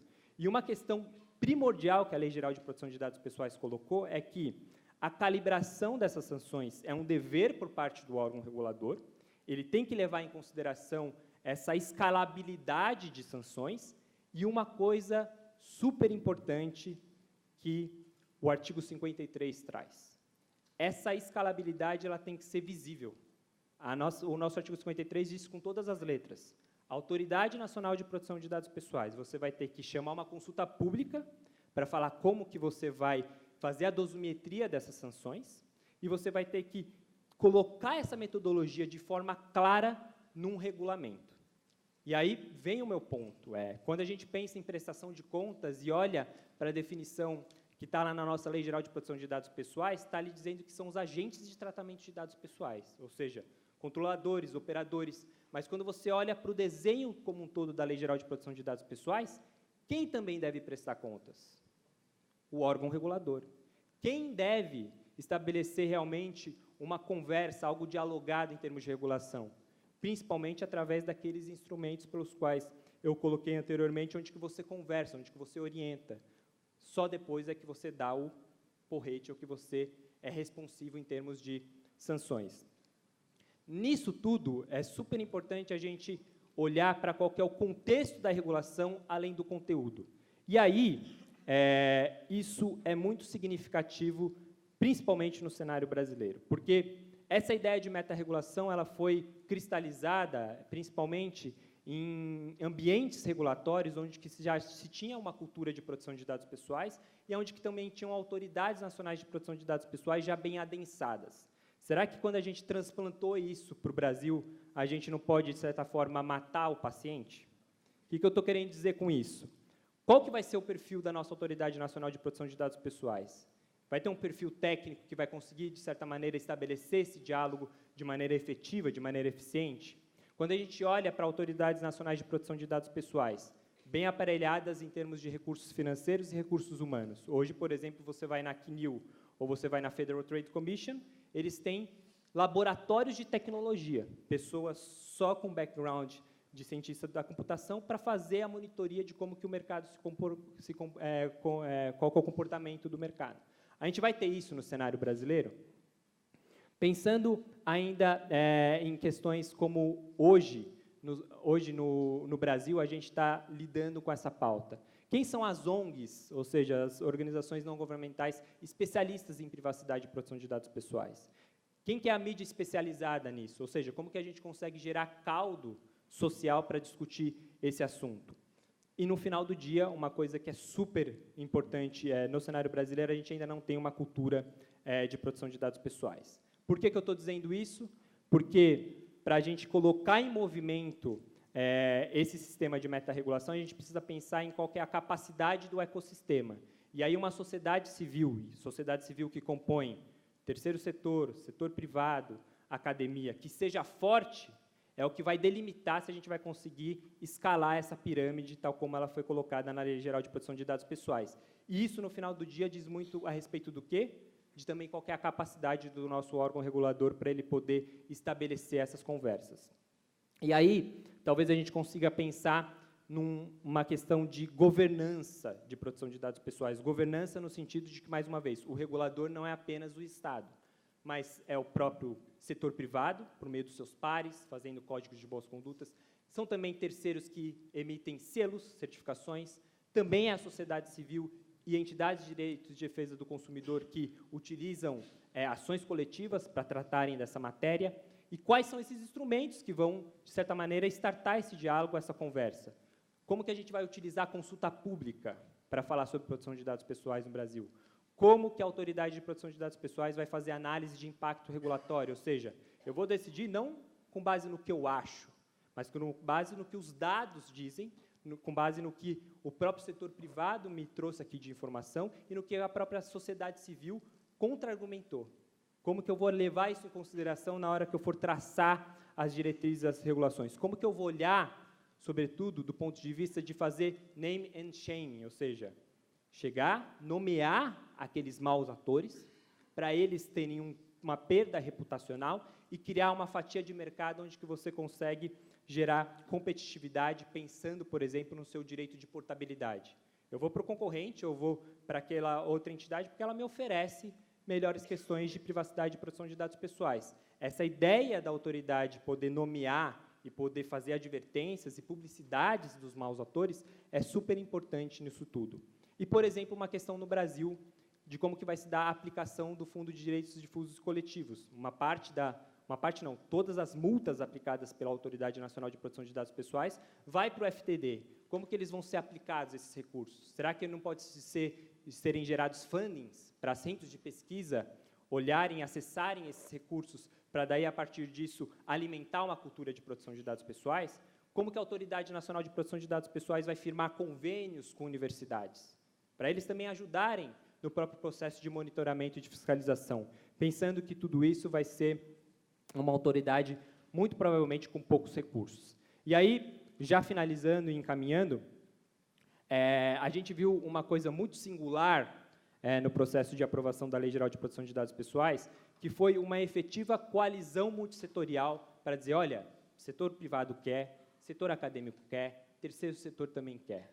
Então, fizeram um manifesto e falaram, vamos, porque agora é a hora, ninguém mais aguenta esse atraso regulatório. Do ponto de vista de você estabelecer essas conversas regulatórias, como que a gente pode, eventualmente, estabelecer uma nova coalizão multissetorial para fazer essa lei ter aderência, para fazer essa lei pegar no vocabulário do brasileiro? E aí, aquela ideia de governança em rede é um quadro que a gente ainda vai pintar. A gente não tem as respostas, a gente precisa ver como que, de novo, terceiro setor, setor privado, governo, como que PROCONs vão auxiliar nesse processo, eventualmente, como que vai ser o papel da própria Senacom em coordenar isso com a Autoridade Nacional de Proteção de Dados Pessoais, porque os casos já estão acontecendo nesse sistema de proteção e de defesa do consumidor, Sistema Nacional de Defesa do Consumidor. Como que a gente vai gerar essa rede de atores, essa rede de apoio, para utilizar um termo que a Laila trouxe aqui? Bruno, sintetiza tudo isso para mim. Eu acho que o grande fiel da balança, então, é o princípio da accountability, pensando prestação de contas para além dos agentes econômicos, dos controladores e operadores. Talvez esse seja o ponto ótimo da regulação. O que eu quero dizer com isso? Se a gente tiver mais prestação de contas e mais responsabilidades, a gente consegue ter meta-regulação. Se a gente não tiver prestação de contas, seja por parte do setor privado, ou seja por parte do órgão regulador, o que a gente vai ter? Ou autorregulação pura e simplesmente, ou uma regulação tradicional, comando e controle. Se a gente tiver mais prestação de contas, a gente consegue criar uma rede de governança. Se a gente não tiver prestação de contas, a gente vai ter silos de governança. PROCON fazendo alguma coisa, Senacom fazendo outra coisa, Bacen fazendo outra coisa, outras agências reguladoras fazendo outras coisas, você não vai ter essa rede de coordenação. Se a gente tem mais prestação de contas e se torna mais previsível isso, a gente tem mais calibração de penalidades e premia os bons comportamentos. Name and shame. Quem que eu estou premiando? Justamente aquele que não passou aquela fronteira. Eu estou só focando naquele que é o mau ator, ao invés de eu ser sempre responsivo na base do porrete. Se eu tenho mais prestação de contas e responsabilidade, eu tenho muito mais uma lógica de precaução de danos, ao invés de correção de danos. Sanção serve para o quê? Para você, principalmente, mudar um comportamento e depois jogar aquela indenização para a coletividade ou para o próprio titular do dado. Se eu tenho mais prestação de contas e responsabilidade, eu consigo ter uma dimensão social de proteção de dados pessoais, um controle coletivo de proteção de dados pessoais, ao invés apenas de uma dimensão individual, ao invés apenas do titular controlando os seus dados. Por isso, aquela lógica de autodeterminação informacional e controle de riscos. São lógicas que não se contrapõem uma à outra, mas que se complementam. E aí, Bruno, você está viajando na maionese, isso é impossível de acontecer no Brasil. Me dá um exemplo se isso já aconteceu e olhando para a questão de privacidade. E aí, como é bom estar aqui no Comitê Gestor da Internet. Parágio fez parte desse processo. O que aconteceu para o Brasil melhorar a questão do spam? Teve uma coordenação, teve uma rede de governança para tratar desse assunto. Se juntou o governo, se juntou o terceiro setor, se juntou o setor privado, se juntou a academia. Foram os acadêmicos que falaram, olha, a questão técnica aqui é mudar uma porta pela qual as pessoas estão recebendo determinados tipos de mensagens em massa. Isso considerou, então, um apoio técnico e, principalmente, uma questão que foi primordial com a cooperação daqueles que dariam a porrada se isso não fosse bem implementado, principalmente olhando para PROCONs e Ministério da Justiça, para falar, olha, a gente vai cruzar essa linha, a gente vai implementar esse novo padrão técnico, mas a gente tem segurança jurídica do que isso pode acontecer e do que isso pode gerar de externalidades negativas, de como que isso vai ser controlado, como que isso vai ser gerenciado, não só pelo setor privado, mas, de novo, por todos os setores que compuseram essa rede de governança. Dimensão social de proteção de dados pessoais, uma externalidade negativa que era coletiva. Eu só recebendo spam talvez não seja ruim, mas a sociedade brasileira recebendo spam, e a gente estava muito mal nesse ranking, talvez seja muito ruim. Então, o meu ponto é esse, acho que a gente precisa olhar para a accountability como esse ponto ótimo da regulação, para equilibrar a discricionariedade que é tanto posta por os atores privados e também pelo órgão regulador, como que a gente consegue, no final do dia, gerar, e acho que esse convite que eu faço aqui, uma coalizão multissetorial para colocar a Lei Geral Brasileira de Proteção de Dados Pessoais em movimento. Deixo os meus contatos para quem quiser essa conversa e faço um pequeno merchan com base em legítimo interesse e as legítimas expectativas. Para quem me conhece, eu sou professor e fundador do Data Privacy Brasil. A gente está com uma série de cursos começando agora em outubro e setembro. Sejam muito bem-vindos e vindas se vocês quiserem continuar essa conversa. Obrigado. Obrigado, Bruno. Fica tranquilo que o legítimo interesse a gente também manda conta, não tem problema não. Bom, gente, olha, o papo realmente é muito interessante, tem, assim, ainda bem que a gente não combinou nada, né? Porque cada um falou de um tema e ficou bem melhor. Acho que a gente conseguiu aqui, tanto da questão pública, da questão privada, da questão das entidades, varrer aí várias visões sobre o tema, né? Bom, a gente tem um tempo para perguntas, eu queria já começando a abrir perguntas aqui. De preferência, por favor, se identifica e se é direcionada para alguém ou efetivamente para qualquer um dos painelistas poderem responder. Temos uma ali. Boa tarde. Só um segundinho, por favor. Essa geração mais nova gosta muito de games e provocações, né? Isso. Então, eu começaria, não que não tenham também no auditório pessoas como eu, não tão jovens, mas eu queria fazer só uma provocação para reflexão e depois podem mandar as sugestões. Assim como o Bruno fez, só que para ficar no prazo, eu não fiz o meu jabá. Tranquilamente. Nós vamos ter 5 minutos para o jabá. Eu só pediria... Não, mas é que vai ser uma provocação. Se puder botar o meu slide só no último. Nós temos no Ministério da Justiça um site de solução de disputas, que é o consumidor.gov.br. Então, como é um público bastante grande, e não sei se todos conhecem, e aí nós vamos ter o desafio de, no próximo semestre, adequar essa plataforma à lei de dados, para vocês verem que nada acontece sem custo para o contribuinte, né? Essa lei vai ter que gerar essa adequação para o bem ou para o mal. Deixa eu voltar aqui. Pensem como que nós vamos poder fazer essa adequação. A plataforma, deixa eu botar aqui, tem 81% de solução, 2 milhões de casos, mas deixa aqui. É uma plataforma que tem um aplicativo, 6 dias resolve. Agora, a questão vai ser colocar de acordo, para resolver o problema, a pessoa tem que se cadastrar a lei de dados. Então, fica aí o desafio para que todos reflitam sobre isso. Aí não é um jabá, é um serviço, né? Mas vamos lá, tinha uma pergunta ali. Pois não. Boa tarde. Minha pergunta vai principalmente para a Laila, mas se os outros puderem responder também, me apresentar, né? Eu sou o Bernardo, sou do Laboratório de Inovação do Ministério Público do Rio de Janeiro. A Laila mencionou a questão dos dados do IPTU, de propriedades territoriais. Tem uma discussão muito grande também em relação à base de dados das notas fiscais eletrônicas. e aí principalmente das compras públicas, mas já existem alguns estados, algumas secretarias da Fazenda, que estão liberando preços unitários para consulta do consumidor, saber onde que existe o preço mais barato e, inclusive, eventualmente, para que isso possa ser usado em licitações, enfim. E existe toda uma questão, uma discussão, e não é dado pessoal nos termos da LGPD, mas de sigilo fiscal, de se o Estado pode obrigar um agente econômico a dar dados dele e depois publicizar isso. Mas, enfim, minha pergunta é em relação ao modelo de governança disso, porque esse dado ele não pode ser extraído e anonimizado para ser tornado público de uma forma simples, é uma base de dados grande, complexa.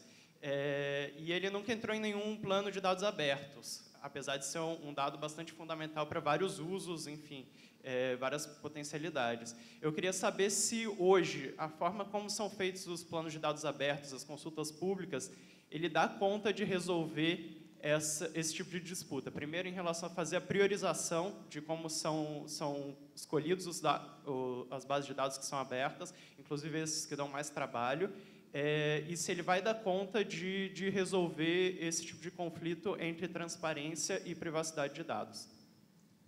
Bom, pergunta difícil, hein, cara? Mas, olha, porque envolve não só a questão da empresa, envolve a questão do fisco, envolve um monte de coisa. Laila, não sei se você pode ajudar aqui. Faço agora ou... Pode sim. Pode. Bom, Bernardo, que bacana que você é do laboratório. Acho que laboratórios são experiências muito interessantes para quando a gente fala de abertura. Acho também uma pergunta difícil, mas aí, colocando a minha opinião, a forma como são feitas as consultas hoje, eu acho que elas têm um limite, elas não atingem esse modelo ideal, modelo ótimo que a gente gostaria. Elas são muito restritas, as pessoas muitas vezes não estão sensibilizadas no tema, ela é técnica, né? E eu acho que a gente tem um desafio de conectar essas consultas públicas, esses processos participativos, por exemplo, do plano de dados abertos, com outros processos e outros debates dentro das próprias políticas setoriais. O que eu estou querendo dizer com isso, né? Acho que uma mobilização que se teve foi na área ambiental. Acho que a área ambiental é uma área importante para discutir a abertura de dados, discutir privacidade. E eles tentaram conectar a demanda que já existia em diferentes conselhos, diferentes organizações, para que essas demandas fossem expressas no plano de dados abertos e que essas demandas fossem colocadas na consulta pública. Acho que essa conexão entre os planos setoriais, os diferentes instrumentos e mecanismos que já existem no poder público com o plano de dados abertos, e aí esse instrumento de consulta e outros instrumentos, eles articularem esse desejo da população, acho que eles são efetivos para dar conta de priorizar que tipo de informação abre. O que eu quero dizer com isso, assim, na prática? Se você for para um movimento de educação, vamos pensar, um movimento de educação e falar assim, que tipo de informação você precisa para você pensar a melhoria da política pública? Ou se você for numa escola hoje e perguntar que tipo de informação você precisa, não tenho dúvida de que os conselheiros, as pessoas, os gestores, eles vão falar qual a informação que ele precisa. Agora, se você falar, participa da consulta do plano de dados abertos da educação, isso é muito distante ainda, é uma linguagem que não conecta, né? E eu acho que por isso a minha percepção é de que o modelo, a forma como a gente tem feito a consulta, ela não dá conta desse processo de priorização, porque a gente não tem conseguido integrar isso com o dia a dia da política pública mesmo. Ela fica isolada numa caixinha da transparência e da abertura de dados. Posso só dividir uma preocupação? No direito da concorrência, o preço é considerado uma informação sensível. Então, a gente tem que ter muito cuidado com trocar a informação de preço como nota fiscal, que é preço, porque pode dar margem à coordenação de preço. Então, hoje tem toda essa movimentação, que é importante, sobre ter acesso a preço, aplicativo de preço. Por outro lado, aumenta a chance de cartelização e a baixo custo. Então, quando se fala também de acesso à informação, e aí tem um pouco o livro cético, do mais informação do que gostaríamos, quem pede informação, e aí trazendo um pouco o meu lugar da fala, que é o Ministério da Justiça, e quem pede informação, com qual motivo. Então, por exemplo, o antitrust. Tem que ver se o cidadão comum que está pegando 2 ônibus, se ele vai pedir informação e se ele quer. Ou se vai ser grupos organizados que vão pedir para fazer uso. Pode ser uma associação empresarial que está pegando aquela informação e hoje com aplicativos que permitem até que um preço se aproxime do outro, e aí você tem dificuldade de condenar por cartel, porque é um algoritmo, né? Você não tem... O algoritmo pode pegar a informação, aproximar preço, como já aconteceu aí, e aí você não tem uma conduta punível. Então, preço, olha, não é só uma questão de sigilo, é uma questão aí de ter que ter algum cuidado para evitar coordenação, né? Eu acho que esse é um cuidado, porque senão você faz uma coisa que parece legal, mas quem está usando é um grupo ali que pode ter interesse em até combinar preço. Acho que, na verdade, uma das coisas que o Bruno colocou aqui, não sendo especialista, e fica fácil para mim falar besteira, né? Então está tudo tranquilo, é o seguinte, a gente, no Brasil, a gente tem uma cultura de não zelar pelos dados, né? Por exemplo, todo mundo aqui deixa o seu CPF livre, leve e solto por aí, não é? Não é isso? Então, acho que assim, uma das coisas que a gente tem que trazer para esse processo também, que eu acho que foi legal na fala do Bruno, e aí pegando o gancho na questão do preço, é aprender exatamente, e aí vai ser muito difícil, né, porque envolve não só esse público que está aqui, mas a população em geral, a eles entenderem o que eles têm que preservar com cuidado, né, com a informação. Nós nem chegamos ainda na questão médica, né? Nós não falamos nada aqui da questão médica, mas a questão médica é complicadíssimo, né? Acho que a gente tem muito ainda o que correr. Quer algum comentário sobre isso, Renato, Bruno, ou vamos para uma próxima pergunta? Tem uma pergunta aqui online, é isso? Isso. Offline, traduzida por você, cara. Vamos lá. A Clarice está perguntando, qual a opinião dos painelistas sobre a responsabilidade objetiva versus subjetiva em casos de relações das empresas com consumidores? Exemplo, uma empresa foi objeto de incidente de vazamento, mas os dados sequer foram utilizados por terceiros. Um consumidor poderia ser indenizado? Seria possível a responsabilização em ação civil pública? E a ação indenizatória pelo cliente? A responsabilidade seria objetiva? Na verdade, a gente precisa aqui... Vamos nos travestir de Agência Nacional de Proteção de Dados, mas, Luciano, acho que pode fazer alguns comentários. Acho que se a pergunta é para consumir, tem que recortar aí, né?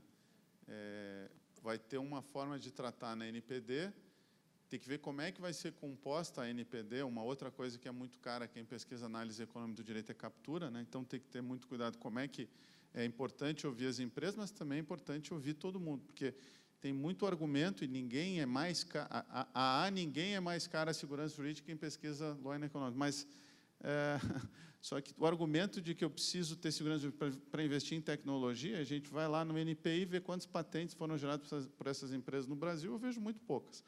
Então, mas, enfim, isso é um comentário lateral. Então, tem coisas que ainda estão por vir, mas se for direito, e, de novo, o mesmo fato pode ter um tratamento perante a lei de dados e pode ter um tratamento perante o consumidor. Como esses temas estão na Senacom, eu vou, evidentemente, me abster de qualquer comentário, porque isso seria antecipação. Eu acho péssimo quando ministros da nossa Corte Superior dão interpretação antes do processo chegar lá. Não vou ser eu que critico isso, que vou dar uma interpretação do que vai acontecer. Está lá os processos, a lei do consumidor está lá, a lei do consumidor fala, inversão do ônus da prova, fala em responsabilidade objetiva, mas tem que ver o caso concreto. Então, isso acho que tem que esperar bastante para chegar a qualquer antecipação de julgamento de mérito. A pergunta é super complexa, né? Então, acho que dá para fatiar e tentar estabelecer uma sequência do raciocínio de análise, né? Então, a nossa lei geral, a regra no Brasil é que é responsabilidade subjetiva, né? Então, você teria que comprovar dolo, imprudência, enfim, o elemento da culpa para você poder responsabilizar. E a exceção seria a responsabilidade civil objetiva, ou quando uma lei assim determina, ou se você cai lá na cláusula geral de atividade de risco, que está lá no nosso Código Civil. Bom, dito isso, a nossa Lei Geral de Proteção de Dados Pessoais, ela não passou a régua dizendo que seria responsabilidade objetiva, né? E aí já começa, né? Será que dá para você fazer algum exercício interpretativo para dizer que ela passou a régua para ser objetiva? Eu acho que não, porque ela não diz independentemente de culpa, como o CDC faz ou como outras leis fazem. Ok, Bruno, mas e aí? Como que fica? Essa lei vai ter que dialogar com as outras leis. E aí, por exemplo, um diálogo que ela já traça na própria LGPD, ela fala, olha, o regime de responsabilidade civil do CDC para relações de consumo, ele está intocável.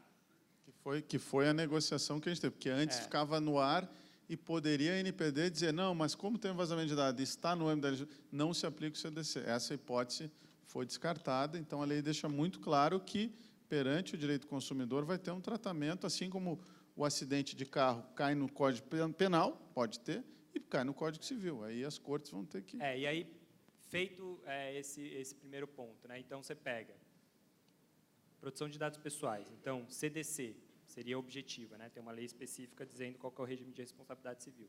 A gente pega a proteção de dados pessoais em relações de trabalho. Também o entendimento é responsabilidade civil objetiva. Pega a proteção de dados pessoais em face da administração pública. A responsabilidade objetiva é até por mandamento constitucional. Então, a minha reflexão é o seguinte, ok, a gente lê a LGPD, mas quando a gente coloca ela dentro do quebra-cabeça regulatório, o que sobra de espaço para a responsabilidade civil subjetiva? Se CDC é objetiva, se relações de trabalho é objetiva, se relação com o Estado é objetiva. Vai ser quando a gente dá o dado pessoal aonde? Para entrar no condomínio, talvez, e olhe lá, se não cair em alguma outra dessas legislações específicas. Então, às vezes a gente pode estar investindo uma energia, talvez, desnecessária para responder essa pergunta, olhando só para a Lei Geral de Proteção de Dados Pessoais, porque a Lei Geral, ela se comunica com todo o ordenamento jurídico brasileiro. E nesses cenários que eu descrevi aqui para vocês, talvez, né, muito provavelmente, o regime vai ser de responsabilidade civil objetiva. Não adianta só olhar para a Lei Geral de Proteção de Dados Pessoais. Renato?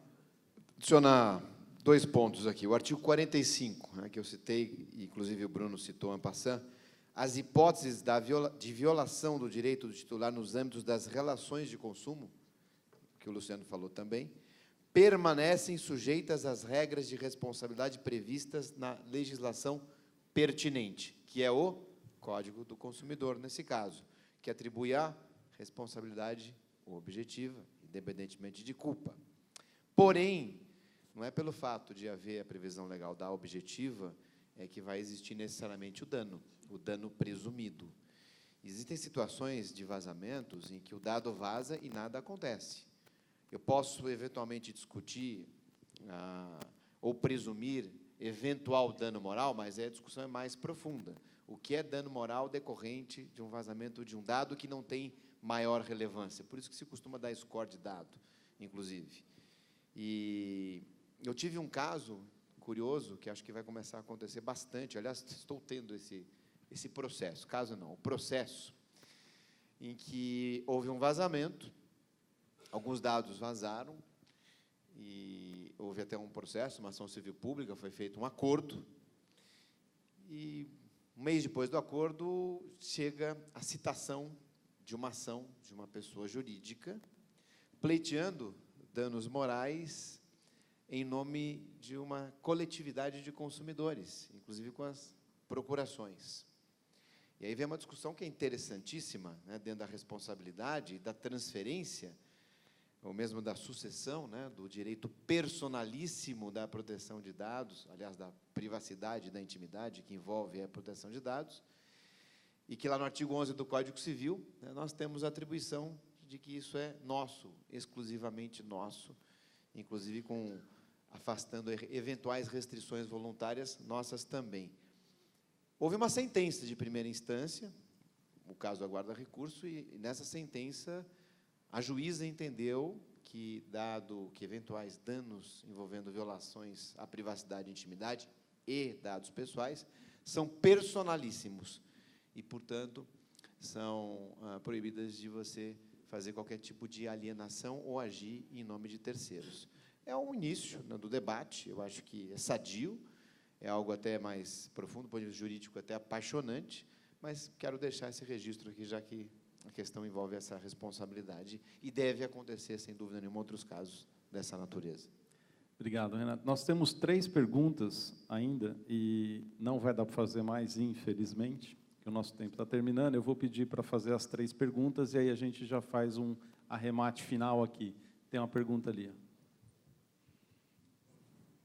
Por favor, se pudesse identificar e ser breve na formulação, que o nosso tempo está correndo. Elcio Santos, advogado. Eu queria fazer uma pergunta em relação ao que foi levantado pelo Bione sobre o desafio de fazer a lei pegar. Seria a atual queda da soberania dos nossos códigos protecionistas, como a lei trabalhista e agora a Previdência, também uma possível reforma, que o SPEC da Lei Geral de Proteção de Dados traga algo como o direito do titular dessa reparação civil movimentar o nosso judiciário no sentido de que produzir inúmeras demandas contra os agentes de tratamento e isso faça a efetividade e aperfeiçoamento da lei. Vou pedir para fazer as próximas perguntas, e aí a gente já parte para uma resposta aqui. Pois não? Boa tarde a todas, boa tarde a todos. Meu nome é Rafael Vieira, sou do escritório Matos Filho, aqui do time de contencioso de tecnologia. A minha pergunta vai na mesma linha do colega, mas eu queria, na verdade, ouvir a experiência da Laila, especificamente sobre isso. Quando ela estava descrevendo aqui esse processo de implementação da Lei de Acesso à Informação, eu fiquei pensando muito como estaríamos nós daqui 8 anos no processo de implementação da Lei Geral de Proteção de Dados. Então, eu queria ouvir a experiência dela, fora do direito, e longe do porrete que o Bruno mencionou, o que ela vê, o que ela recomendaria para a gente, com essa experiência que ela tem nesse período, qual seria a ferramenta que ela já identificou aí nesse processo dela, que poderia ser aplicável aqui também para a implementação da Lei Geral de Proteção de Dados. Obrigado. As outras, aqui. Meu nome é Janaína Ceni Martins, eu sou advogada, e a minha pergunta vai um pouco em relação à pergunta anterior. Nos casos em que você fornece os seus dados para ter acesso a um conteúdo jornalístico, por exemplo, como foi exposto pela manhã do Washington Post, você não está pagando nada por isso, você tem acesso ao conteúdo porque você forneceu os seus dados. Em caso de incidente, isso poderia ser considerado uma relação de consumo para efeito de responsabilização objetiva? Tem mais alguma? Acabou? Acabou? Acabou, ok. Então, eu não sei quem quer começar, Bruno? Então, vamos lá. Aí pediria para você tentar responder e já fazer seus comentários finais, porque o tempo corre aqui. Essa é uma preocupação, enfim, que foi até externada pelo próprio ministro Tarso Sanseverino, num evento que ele participou, de que há realmente um grande risco de judicialização, né, da Lei Geral de Proteção de Dados Pessoais. E aí, olhando, acho que para a própria história no Brasil, um pouco de judicialização, ou, na verdade, a grande parte da judicialização ocorre, acho que, por 2 motivos, né? Primeiro, muitas vezes pela falta de legitimidade da própria agência reguladora e de como que ela consegue já pacificar conflitos na esfera administrativa. Então, teoria da captura está para ilustrar muito bem isso. E o segundo ponto eu acho que conversa, na verdade, com relação ao primeiro, como que a gente, de novo, consegue ter uma organização multissetorial para tratar disso. Na verdade, a gente não pacifica só conflitos por meio do Estado, né? Então, quando eu falei de capacity building naquela pirâmide, você tem um grande processo também de construção disso do ponto de vista de uma sociedade civil que sabe quais são os direitos dela e como que ela implementa isso, como que ela pode utilizar, sei lá, a própria tecnologia para proteger os dados dela e não necessariamente ter que socorrer a agência reguladora para isso. Então, há sim o risco de judicialização, mas eu acho que a gente tem que olhar como que a gente consegue olhar para experiências já bem-sucedidas, como, por exemplo, o CAD e outras experiências não tão bem-sucedidas que geraram judicialização de novas leis ou até mesmo de políticas públicas. Posso falar ali sobre... Claro, por favor, Luciano. Bom, a nota técnica da Senacom é no sentido de que, isso é público, que você pode pagar com seus dados. Então, haveria ali uma relação de consumo quando é uma empresa que visa lucro. Ninguém vai dizer que o Facebook é uma ONG que presta acesso à informação para a população. Então, ali seria uma relação... Essa é a nota técnica. Não sei se isso nem todos vão concordar. É um tema que está ainda em aberto, mas seria, sim, uma relação de consumo, e aí todo o Código de Defesa do Consumidor se aplicaria. E sobre a judicialização, a gente vem trabalhando no Ministério da Justiça com uma política pública de desjudicialização. Por isso, essa plataforma, né, de solução de disputas online para facilitar o acesso Só que acesso à justiça não é necessariamente acesso ao judiciário. Pode ser uma plataforma que resolva a vida. Apostar em judicialização nos levou 80 milhões de processos, um orçamento com o Judiciário Público Federal de 90 bilhões, sendo que a gente gasta em educação básica 45 bi e em saneamento básico 10, 15 bi. Tomara que isso não gere uma nova onda de litigância. Laila, por favor. Bom, acho que falando alguns tópicos da experiência de implementação da Lei de Acesso à Informação, que eu acho que são interessantes. O primeiro é a difusão do tema, né, e a conexão desse tema do acesso à informação da transparência com outras questões, né? Então, pensar transparência e acesso a dados e criança e adolescente, como é o caso aqui, proteção de dados e criança e adolescente. Colocar o acesso à informação como esse direito que ele é balizador, que ele é condicional de outros direitos, né? Então, a saúde precisa de acesso à informação, a educação, o meio ambiente, todas as políticas precisam da transparência. Acho que conectar e difundir isso é importante. E aí eu reforço muito o que o Bruno falou, fortalecer também as redes de sociedade civil, né? Quando a gente pensa na nossa experiência municipal, onde tem sociedade civil mais forte, pressionando e dialogando com o governo, maior é a chance da lei de acesso à informação e dos instrumentos pegarem. Então, fortalecer, ter uma sociedade civil atuante no tema e demandando essas ferramentas, esse direito, isso acho que fortaleceu o processo de implementação. Além disso, acho que alguns outros pontos ter tido um órgão forte no governo federal, que foi a Controladoria Geral da União, estabelecendo diretrizes, estabelecendo políticas e atuando, assim, sendo uma referência, um órgão referência e um órgão de diálogo. Acho que isso fez diferença. E também ter a pauta internacionalizada, né? O acesso à informação ele está acho muito forte quando a gente pensa governo aberto, quando a própria criação da OGP, né, necessitou a aprovação da Lei de Acesso à Informação. Acho que isso é importante, essa atuação internacional e intersetorial. E aí, finalizando, acho que a existência de rankings também, né, que pudessem mostrar, por exemplo, nos governos municipais, qual não tem implementação da lei de acesso, como é que isso está feito, mas o ranking por si só não diz nada, não resolve a implementação. Então, organizações como o Instituto de Governo Aberto, entre outras, que começaram a elaborar manuais, conteúdos, processos formativos para que os servidores pudessem implementar. Eu acredito que a saída da lei de acesso e o modo como a gente trabalha é acreditar que você tem que formar as pessoas e apostar que os servidores públicos, eles, de modo intersetorial, não só setorializado, mas toda a gestão pública tem que lidar com o tema. Então, focando nas pessoas, focando nesse processo de fortalecimento dos servidores. Obrigado, Laila. Renato, por favor. Hoje, sem LGPD em vigor, nós temos várias ações, vários processos, várias demandas. A tendência, infeliz ou felizmente, acho que a tendência fática é que isso aumente, sem dúvida, em especial porque a nossa LGPD não afastou a competência de outros órgãos fiscalizarem com base em outros diplomas ou até aplicarem multas com base em outras normativas, como agências setoriais, Banco Central, CVM, Procons e daí por diante. Então, eu acho que nós temos aí muito trabalho pela frente, sem dúvida, com a lei que já pegou. Bom, eu queria agradecer imensamente os painelistas e pedir uma salva de palmas a todos.